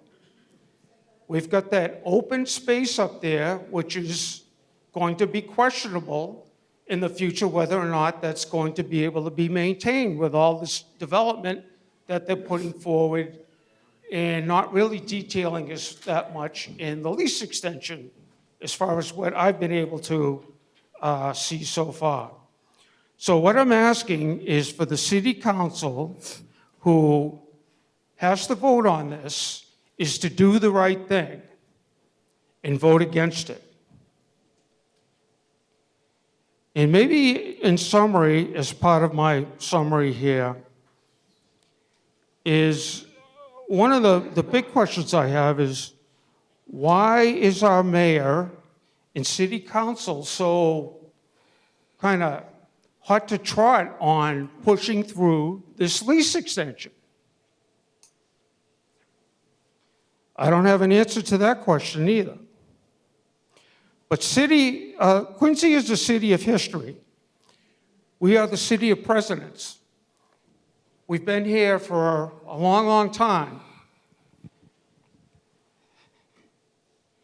And I wonder if the lease is going for another 32 years, so 40, 50 years from now, are people, the residents of Quincy, going to be saying, who were the idiots that got us into this deal to begin with? We don't need to have, again, disrespect, so we're going to go ahead and close this portion of the public hearing. If anybody else would like to speak in opposition or make your opposition known, you can sign the sheet in the back. I also want to just read into the record some opposition that came in through written communications from Mimi Connolly at 32 Wampatuck Ed, Maria Mulligan of Quarry Hills Advisory Committee of 21 Winthrop Street, Lori Earl of 118 Billings Street, Jean Owens of 15 Hatherley Road, Robert Rameri at 744 Willard Street, Susan E. Campbell at 180 Furnace Brook Parkway, Pamela Sheehan Brennan at 65 Dickens Street, John Braich, I apologize if I'm mispronouncing that, at 121 Clay Street, and Carol Femin at 70 Dickens Street, again in opposition. We're going to go ahead and close the public hearing now and move into reopening the ordinance committee for discussion. So again, we do have a quorum. I did read the open meeting law already for ordinance committee. So we're going to go ahead. No, I close. I had said multiple times that the second that another moment of disrespect happens, I cannot tolerate it. So I apologize, but I have to stick to my word and be fair with, the parameters that I'm setting up here. So with that, I'd like to open the ordinance committee where we'll now have deliberation amongst my colleagues, and I'd like to start with going to the mayor's office and your representative, Mr. Walker, please. Through you, Madam Chairwoman, thank you very much. To everyone's great pleasure, I'm going to be very brief. I understand the council will be back and the committee will be back to continue deliberations on this matter at its next meeting. But I do want to highlight a couple things and also introduce our independent auditor who conducted the financial review on behalf of the city in an independent financial review. I will point your attention to a revised draft of the lease extension that the body received this afternoon. We will post that on the city's website tomorrow. But I want to highlight a key couple elements to that revised lease based upon some of the feedback that we received at the community meeting, some of the ongoing discussions, and some of the feedback, some of it was raised this evening as well. And keeping in mind that this has been a process that has taken 2.5 to 3 years. This is not something that anyone just walked into, that anyone is just slapping some words together and putting it in front of this body. Members of this body certainly remember the number of hearings, the number of consultations that have been held over the last 3 years relative to this matter. So with that, I would just point the body's attention to a couple key elements. The first being some of the issues that were raised this evening relative to deductions, how they were worded in the original lease, how they're worded now. And there was a comment about the mayor saying that he went into this with the priority that nothing in the financial deal changes. That is an accurate statement. During the work that over the last several years, lawyers back and forth between Quarry Hills and between the city, some things were inserted, cleaned up, changed a little bit, not to any great degree. To that end, it has clearly raised an issue relative to the clarity in the document. So the mayor's direction to his lawyers and through our partners at Quarry Hills was to go back to the original language relative to the revenue deductions. I'll point your attention to Section 10AI, AI3, and Section B, Section 19A, and Section 10B. There is a red line version that you have before me. Again, I won't go through all of that right now. We're going to have additional deliberation as we go forward, but you have the document. It's in there. The goal remains the same. As we've said repeatedly, we are not altering the financial deal. That is the goal here. Secondly, I point your attention to Section 19A relative to the composition of the Quarry Hills Advisory Committee. Originally, there was some feedback that the newly formed committee as part of the lease extension was heavily weighted toward management, toward parties, the private parties and the city administration. To that end, we have changed the makeup of the Citizens Advisory Committee, changing from 2 representatives of Marina Bay Management to 1 member of Marina Bay Management, changing from 1 resident recommended by the Ward 4 City Councilor to 2 residents recommended by the City Councilor, Ward 4 City Councilor, and we've added 3 at-large residents of the City of Quincy to be appointed to the Citizens Advisory Committee, which now weights the Citizens Advisory Committee in a way that, based on the feedback we feel, is more appropriate from the community. You also have before you a brief question and answer in written form that was a product of some of the feedback we received at the community meeting. And again, some of these issues raised in here, I'm not going to go over them right now. I will save my bullets for Monday evening when we deliberate, when this body deliberates. But we will also post those answers. Some of those questions were raised tonight. Some of those questions were raised at the community meeting. This is by no means an answer to every question, but between now and the council's continued deliberation, we feel we will have every question answered, every point clarified, so this body feels comfortable enough to move forward. With that being said, I appreciate the time. If, with the body's indulgence, I'd like to bring up Jim Powers, formerly of Powers and Sullivan, and now we're called Markham, a longtime independent auditor for the city of Quincy. He's been before this body many occasions. He's greatly trusted, and he's going to just briefly go over the work that he did and then answer any questions you might have or kick those questions to the next meeting. Thank you. I like to always defer to my counselors first, and one of my colleagues did request to speak. Counselor DeBona, do you want to hold off until after Mr. Powers' presentation? Or did you want to speak now? Again, I like to defer to my colleagues first, so. Oh, I apologize, Counselor DeBona, 1 second. There you go, thank you. Go right ahead. Let him speak. He's waited long enough, so. Sounds good. Go Thank you, right ahead. Counselor. Thank you. Good evening. Thank you. As stated, my name is... Do you mind moving this closer to your mouth up here, like just moving the microphone closer, just so folks can hear you? Can you hear me now? Perfect. There Thank we you. go. Okay. Again, my name is Jim Powers, Powers and Sullivan. As Chris had said, previously of Powers and Sullivan, and now we merged with a larger firm recently. But most of the work that we did for City of Quincy was under the umbrella of Powers and Sullivan. We specialize in auditing governments. In Massachusetts, we audited more governments than any other firm in Massachusetts, and still do, even in our new role. One of the things that was requested relative to the golf course and the operation and rental was the city requested that we just do a limited scope review of specific elements of that contract. And I think you've got a copy of our 5-page or 4 or 5-page report. And basically, what we were asked to do was take a look at Section 15, rent and other payments for lessor, that details the term of the income paid to the city. We were requested to assess the compliance with the term of Section 15 to the actual calculation of the payment to the city. The objective of the assessment is to evaluate the adequacy, effectiveness, and consistency of internal control procedures used to calculate the contractual payments based on the operating agreement. And so what we did is we got copies of, obviously, the contracts that were there, a sample year. There's quarterly payments that are due for a variety of different reasons. We looked at the contract, the terms of the contract, and basically what we did a walkthrough of all of the calculations. We made sure that the calculation was accurate first in accordance with the terms of the contract. As we went through, we found absolutely no problems with the way that the Quarry Hill Associates were maintaining their books, how they did it, what occurred, and how they did the calculations. So what we also did was to make sure that they were accurate. One of the things that add to the accuracy of that report is that Quarry Hill also hires an independent CPA firm, other than us, to come in at the end of each quarter and at the end of the year, is to complete an attestation engagement with them, not to audit, but to review their financial statements for the year.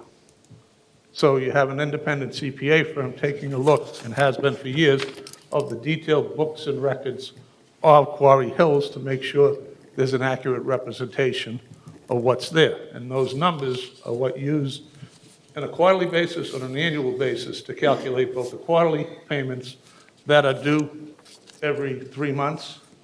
So at the end of March, by April 15th, Quarry Hills has to pay the city what they earn based on the contract by that date. Same thing for the end of June and July, end of September and October, and then the end of December and January. If you take a look at the systems that Quarry Hills and their accountants maintained, they have an unbelievably great comprehensive system of internal controls designed specifically for an operation meant to do a golf course. There's actually software developed specifically for different industries. One is for golf courses. Obviously, there's a lot of things that happen at a golf course. You've got memberships that come through that are required to be, you've got people that come up and just pay by a fee base as they go through. You need tee times. You need to control all that. You need to also make sure that you control all the income that's due, what's paid, et cetera, as you go through. It also has to do all the other things that they do because it's, they have restaurants, they have functions, they have all kinds of things up at Granite Hill. And so we went through and spent a good day up there with their staff, and they provided us with all the things that I expected to see when I went in, and I was very impressed with how they did it, how quickly they did it. So if you think about an operation this size, they're able to accurately calculate what's due the city 15 days after each quarter and 15 days after year end. That, from an accounting standpoint, taking a look at the systems and the internal controls in place, tells me a lot. Didn't audit it, but in order to do that, they had to have an accurate system in place to make sure that that does. And then at the end of the year, after that independent CPA firm comes in and reviews their annual financial statements, there's another calculation to make sure the 4 quarterly payments was accurately calculated in that 15-day time frame. And as I said in the report, they were $25,000. In effect, they paid $25,000 more than they needed to. So what happened was, when I was out there the year we were reviewing, they never asked for the money back. Okay? And I asked them, well, you overpaid the city by $25,000. They said, well, if we're under, we would pay them, but we're over and we're close enough, that's good enough. Again, they didn't have to do that. They had the ability to go back and, in effect, true up what happened. But I found everything that they do to be really accurate. The only thing that was at issue from an auditing standpoint, when you calculate financial statements, there's direct revenues as you come through that come in. And there's also direct expenses.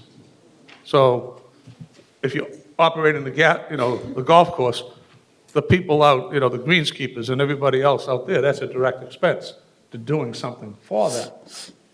For the restaurant business, the chefs, the waiters, the waitress, the food, etc., direct expenses. But in order to operate a business, there's overhead, okay? Overhead is not a direct expense that's perfectly able to say, well, this much goes to the golf course, this much goes to the restaurant, etc.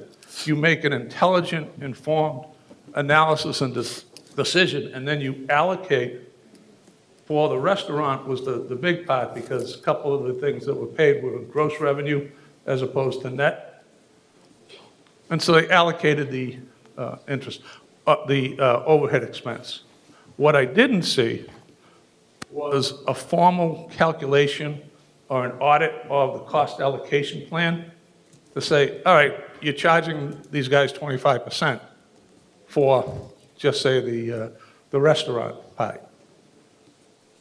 It looked reasonable based on our knowledge and based on what it really cost from an overhead standpoint, but there was nothing that I was hired to do in order to do that. What we suggested, it may make sense periodically to have a cost allocation study where they go through and periodically revisit each one, because it might be 22% or 27%.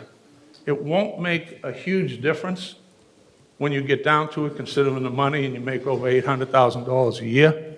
But it might be that $25,000 I talked about earlier as we go through. That was the only real suggestions for improvement that we had based on our review. They couldn't have been more cooperative with us, gave us all the information we asked for. The reports were fantastic, designed for a golf course and a restaurant and full-service business. And so we have a good report relative to the city is being paid in accordance with the contract that was in place. And it makes sense. We were not asked to do any other type of evaluation. We were not asking about whether it was profitable, too profitable, or anything else. We were looking at the accounting systems that developed the revenues, the cost, was it accounted for properly, were the overhead allocations correctly, and in accordance with Section 15 of the agreement, was and again, when they finish and do each quarter, it comes through with all the supporting documentation. Not all the invoices, et cetera, but the summary totals as you go through. And it was there, so that's kind of what we were asked to do, and that's kind of my overall report. I think the city may have sent out like a thicker report. Those are the reports I was looking at, a different year for a couple of things, but those are the type of things in the reports that generated going down to a copy of the canceled check. And so I don't know how you'd like me to keep going. I'll answer any questions anybody has, but that's kind of where I'm at. Thank you, that sounds good. I'll open it to my colleagues, and if the direct questions towards you, you can come back up to the podium, but for now, you can take a seat. Okay. Thank you. Councilor DeBona, and then Councilor McCarthy. Thank you, Madam Chair. Good to hear everyone tonight, both sides. Just a little history. Being on the City Council since 2016, being on the Park and Recreation Board in 2012 and 2013, being on the school committee in 14 and 15. I have a little history. Growing up here in the city, people were talking about the different playing fields and all these other things. Growing up playing on Adams Field and all the different teams for all the different sports. Just listen to some of the initiatives tonight, hearing both sides. Some people coming into the game a little late. They might have not heard over the last few years. Prior to Brian Palmucci, the Ward 4 councilor, the original proposal 3 years ago, I had to work in conjunction with Ward 4 Councilor Palmucci as he was moving on in his departure, working with Quarry Hills Associates for the last 3 years. Their first proposal 2 years ago, I had openly said to them I wasn't too thrilled about. I call it the spaceship. It was going to be a spaceship over where the driving range was. And this proposal that they have in front of us now is different. And I basically kind of told them, listen, there's some things that the folks want to see before you come back to the table, come back to the city council. Some of those things have been met. Some of the things we can still work on continuously. The biggest, I think, factor was the Rischuti Drive intersection. It was very dangerous for anyone to go in and out of that. And we had to work with Mass DOT. We had to work with Senator Keenan. We had to work with State Representative Bruce Ayers, Mass DOT, for the proper studies and engineering and all these different design work for the new traffic light. But that was put in, and it's been unbelievable. I used it today. That's a huge addition for people coming into Rischuti Drive and people exiting as well. The thing that I heard over the last few years has been the walking trails. There wasn't any signage up there. Folks have just recently put the signage in there. The ball fields, I heard a lot from Steve Perdios as I work with him on the fields for the last few years, is the drainage and the flooding mitigation. And we've worked on that. I've worked with Tom O'Connell personally over the last few years, being one of the coaches and coaching my kid up there at the ball fields. And they put in some cement dugouts to help with the flooding mitigation throughout the ball fields. Just earlier today at 2:30, I was out with Steve Perdios at the ball fields today going over what he wanted to go over. So was out there before it rained for about 30 minutes, and he ironed out a couple things that he thought I would bring to you guys, and I'll make it public, some of the asks. And I know over the last few years, just working with Tom O'Connell, getting on the phone about the ball fields, when it rains out, some of the games get rained out, and because of the flooding and the drainage issues. So we worked on a lot of things and sending text messages back and forth on the conditions down there. We worked together collaboratively to try to mitigate that, and we're going to continuously work together. I know he has open phone conversations, and especially when it rains. So we went out there today before it rained. It was still a little damp out there, and some of the things Steve had mentioned, I agreed with. Some of the bathrooms probably need to be a little bit more updated, the boys and the girls' bathrooms. The parking lot, we looked over the parking lot. I agreed with him that probably needs to be restriped and help out with possibly making a little bit more room for some parking spaces. He also talked about, we went down the first base and the third base lines at the ball fields and possibly putting some netting up just to protect some of the spectators watching.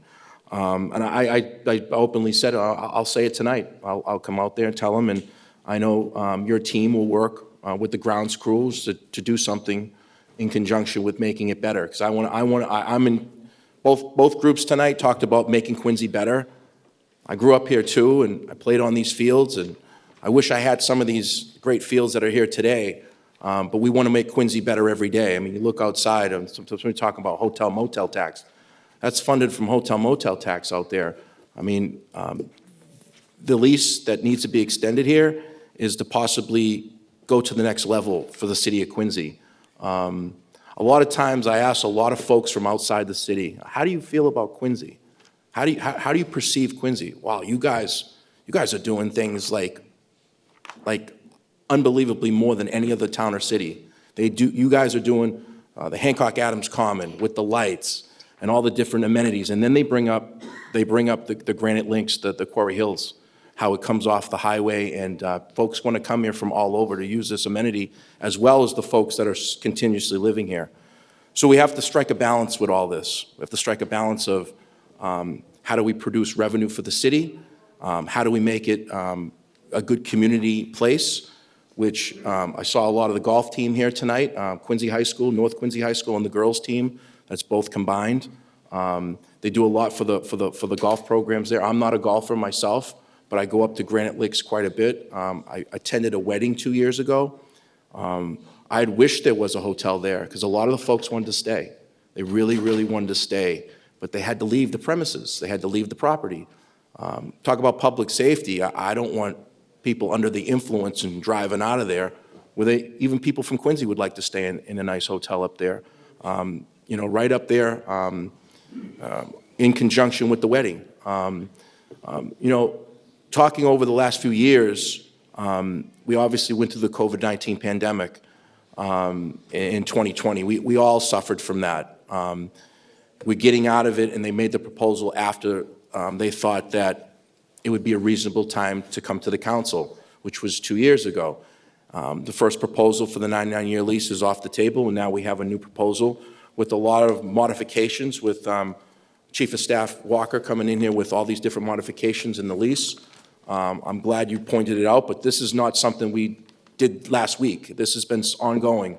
We've been working on this. I've been working with all of them, Walter Hannon and Kevin Mason, as well as all the O'Connell families, on what are we going to make it the best for the city? How do we work together for some of the issues that folks have, some of these asks that you have?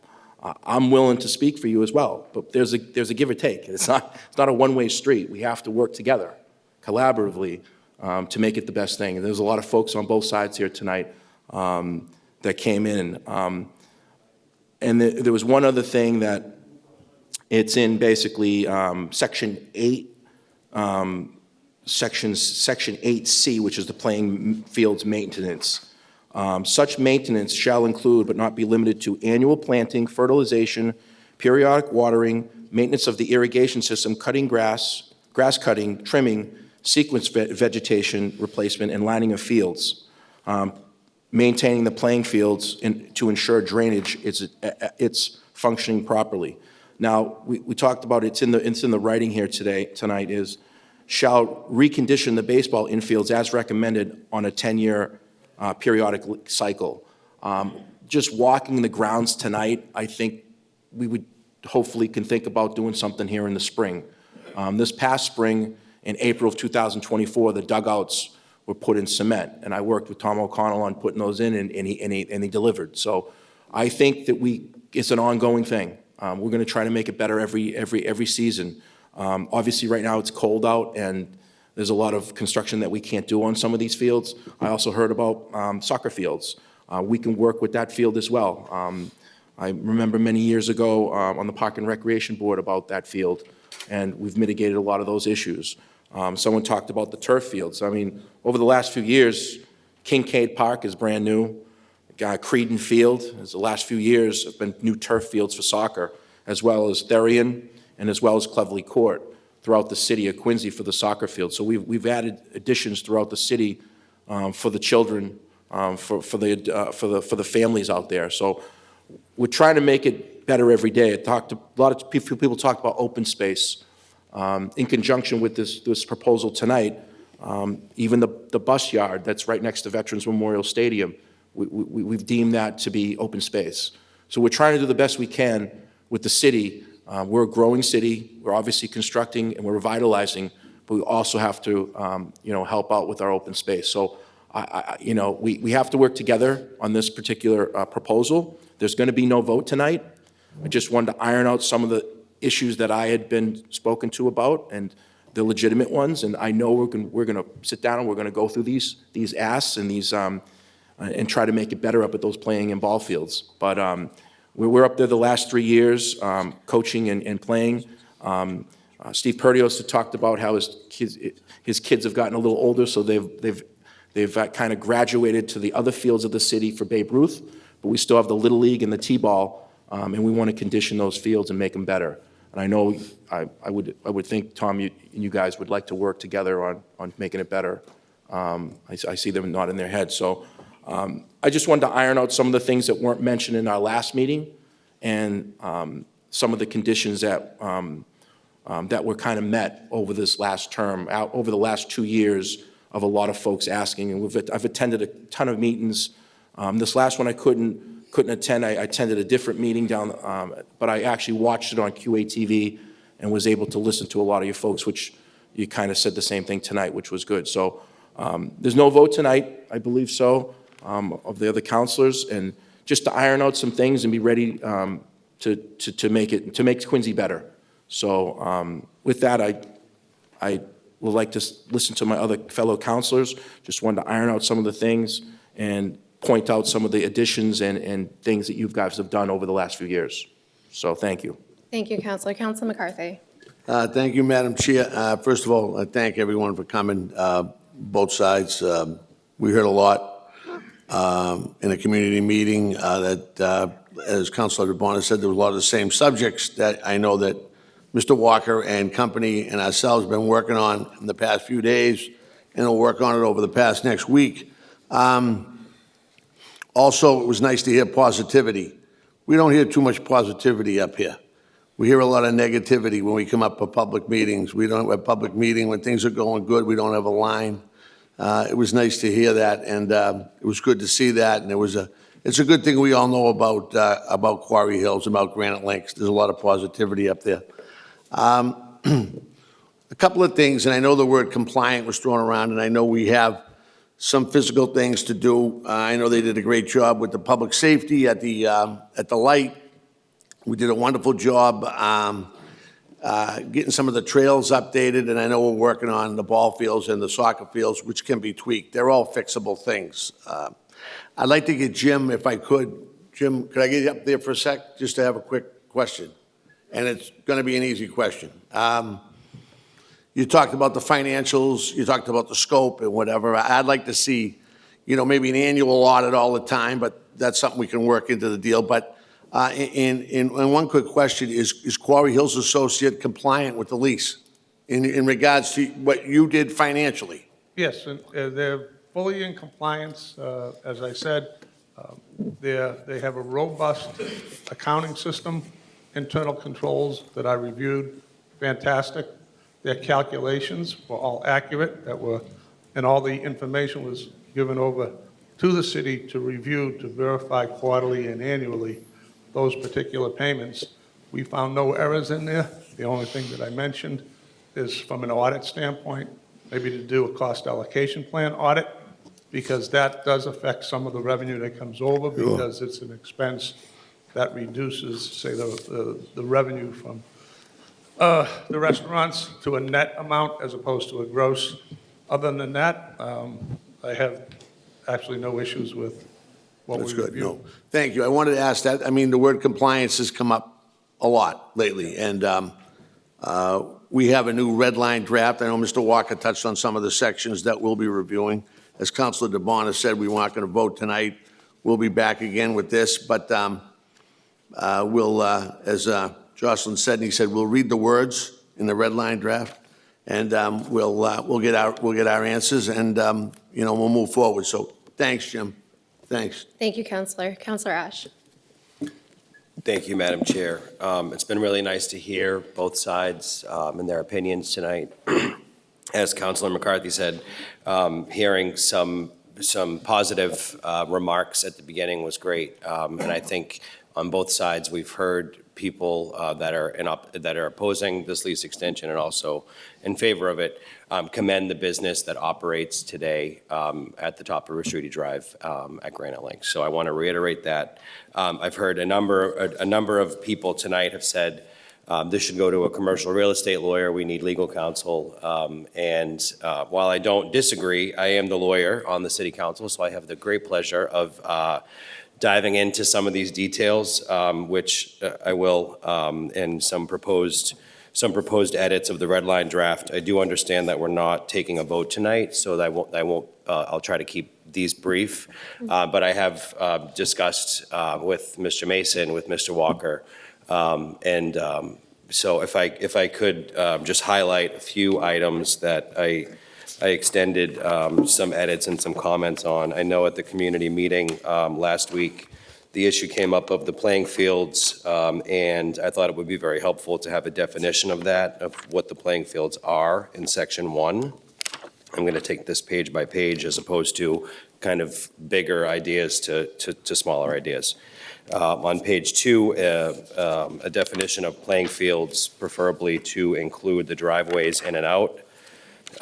And on page 4 is the term of the lease. I'll come back to that.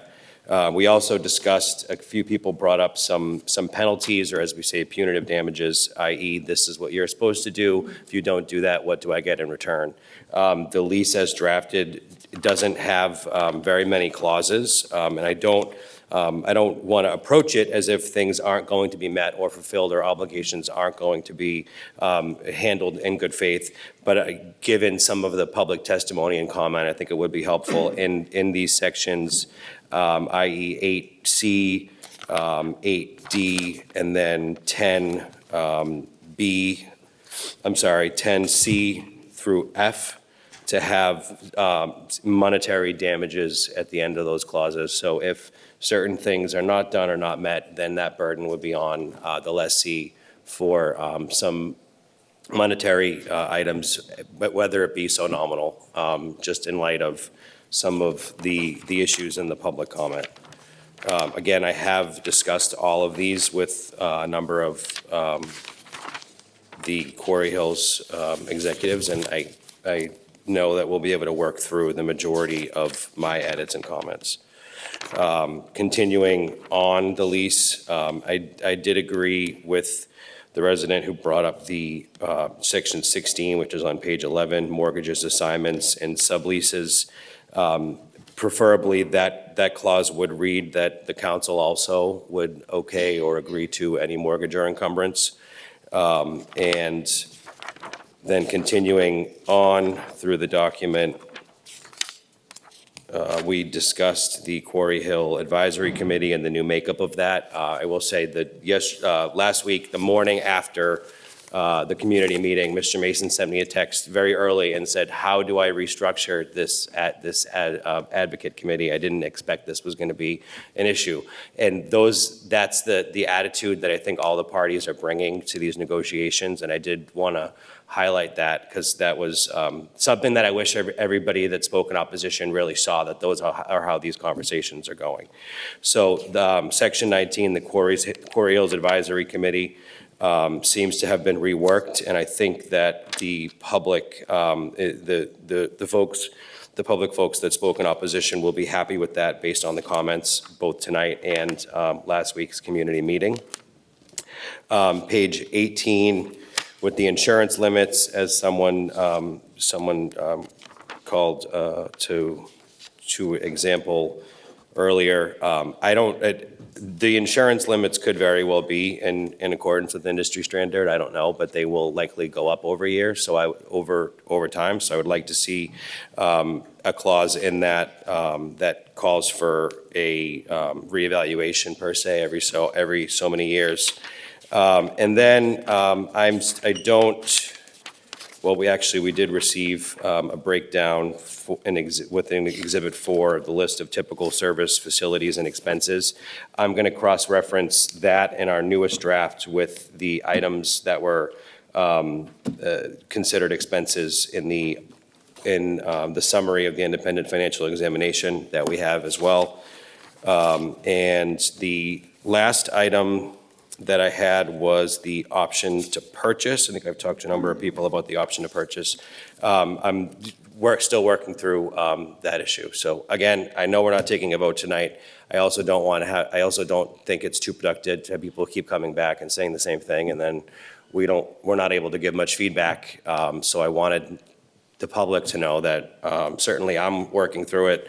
I'm reading it, and I have all the faith that the Quarry Hill Associates, based on our conversations this week, will be able to make some headway and address a lot of those concerns. Thank you. Thank you, Counselor. Okay, with that, I would like to. Oh, yeah, sure. We'll go to President Kane and then Counselor Campbell. Okay, thank you. Let me just find your microphone because now you're in my right. There you go.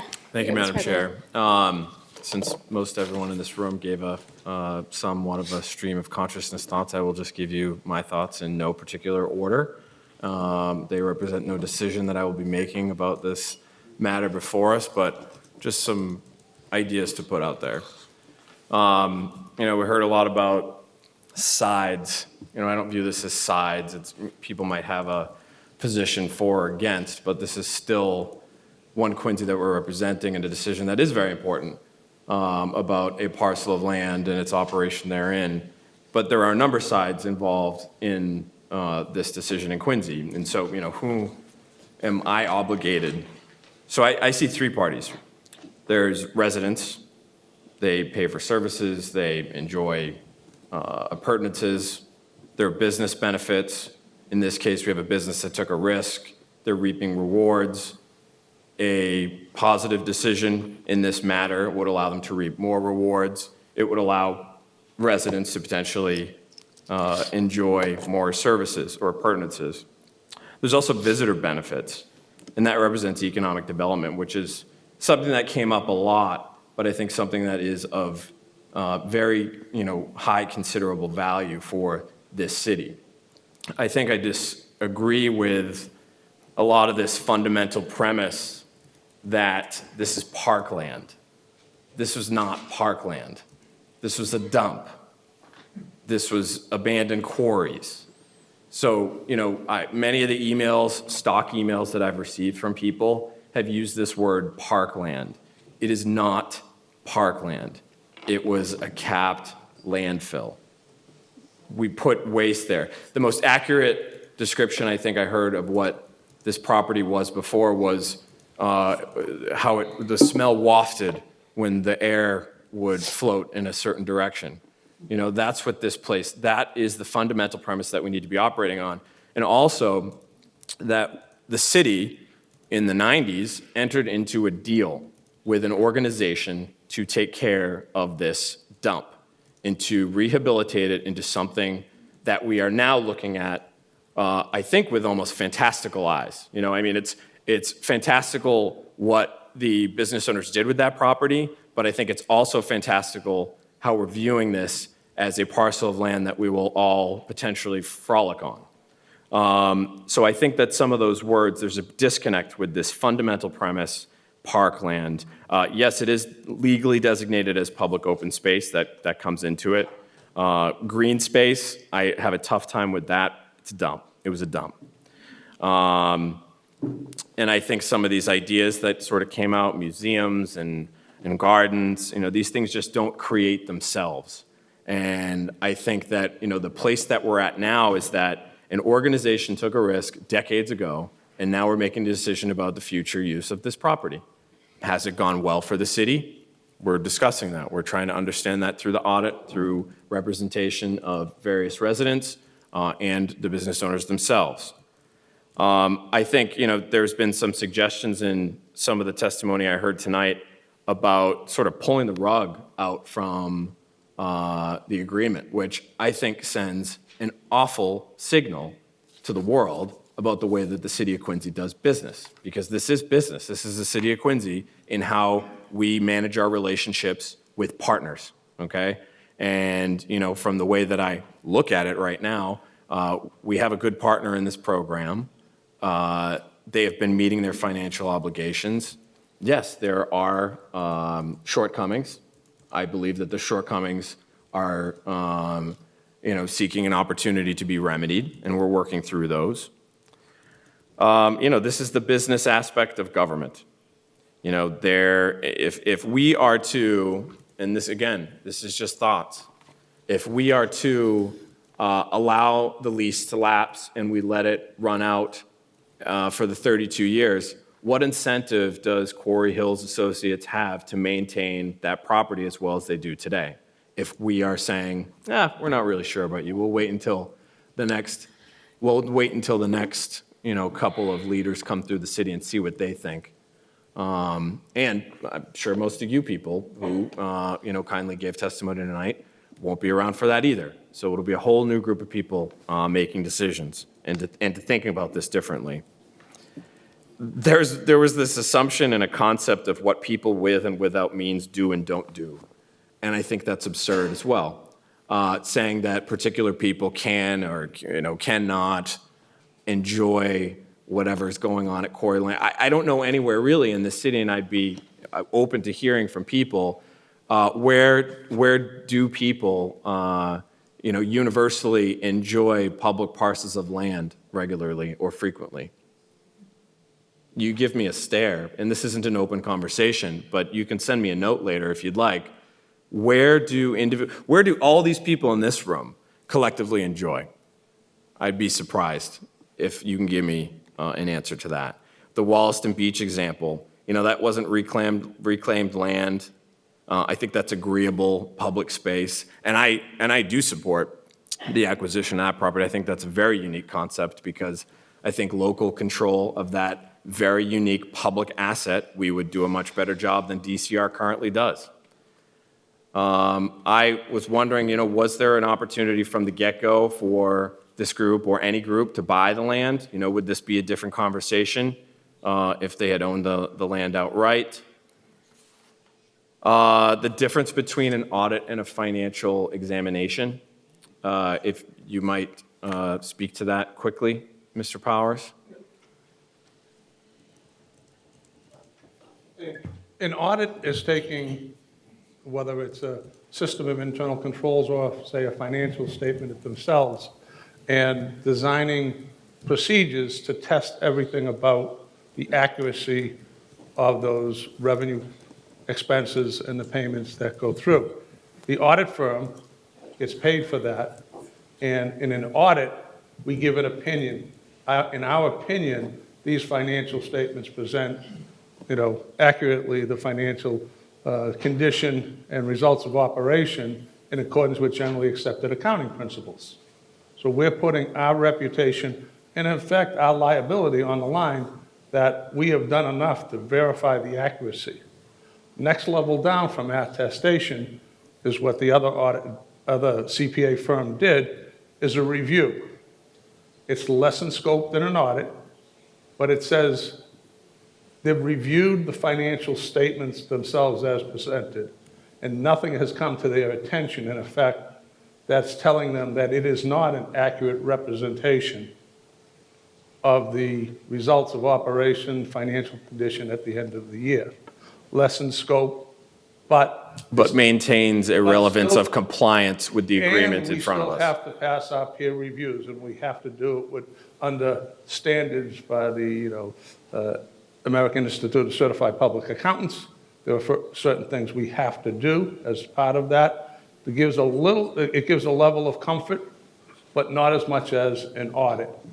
And then there was what I did was just more of analysis of a specific contract and the compliance with that particular contract. We didn't perform an audit or a review. We basically took and recalculated everything that was part of the financial statements that were reviewed, the information gathered from the associates as we went through, in effect, then acted as a second check to make sure it's there. And we reviewed their internal controls to make sure that those internal controls, as we understood it, would create an accurate representation of the activities. One of the things that you mentioned earlier, Counselor, is that this is a business, okay? You can't manage what you can't measure. They have a vested interest, and every business do, to present an accurate representation so they can manage that particular operation. So when they come back to negotiate a new lease, they want accurate information of how much money they are making or not making as you go through that. So we looked at it from that standpoint. We can't tell you whether it was audited and is completely accurate at 100. Common sense tells me that a business of this nature, it's in their own best interest to make sure they hire a great management company, the Marina Bay people to do their accounting, et cetera, and a reputable CPA firm to do that, to give management that comfort level they need. So, I don't know Appreciate if that answers what distinction. Yeah, that's great. I just wanted to get that out there because that was something that came out. Okay. Let's see. Where is there part of the city that every single resident currently enjoys concurrently? Yeah, I see a lot of these comments as a fundamental problem with governance, which I do with a lot of different issues. I don't even think it's issue specific. I think there's a need to have a win against an opposition for some people. And I think words do matter. I heard that tonight. Words do matter. And words do matter, especially from who they are delivered and how they're delivered. Because I don't think I've ever been convinced to do something or whichever way you want it by someone who's going to insult or demean our intelligence or our methodology for reviewing a problem presented to us. So this is a great discussion. I mean, I know most of us aren't looked at for the collective decisions we make. We're looked at for the individual decisions that we make in the moment. And so this is one of those times. Surprisingly, in the past, there are votes that I've taken that I voted against this Hancock Adams Park, I voted against Kincaid Park, I voted against a huge bond authorization because I didn't think that they were fiscally prudent. Those were big financial decisions that the city council needed to make.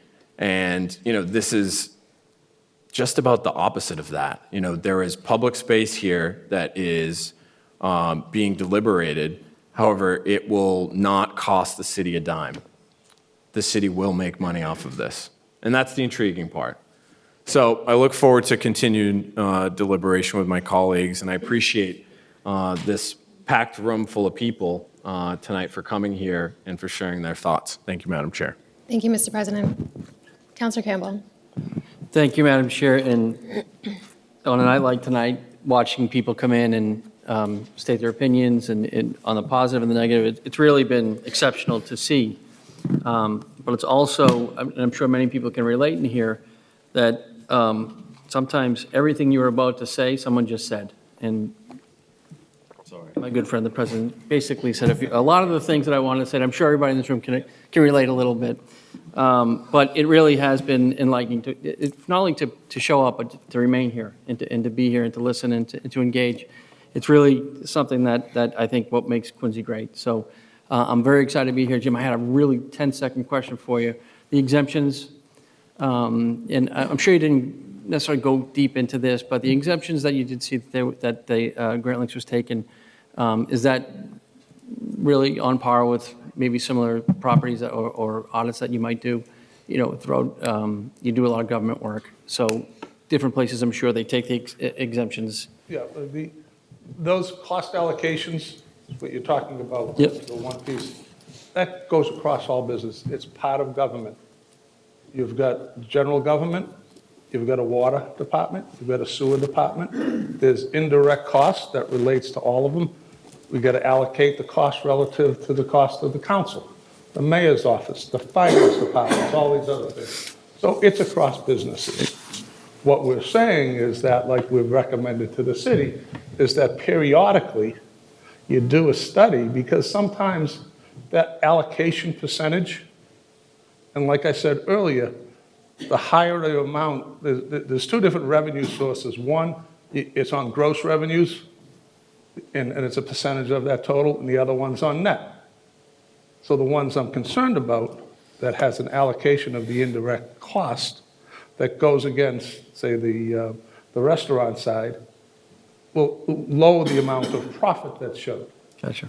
So if the allocation to that particular cost center is higher than it should be, we looked at it from a reasonable standpoint.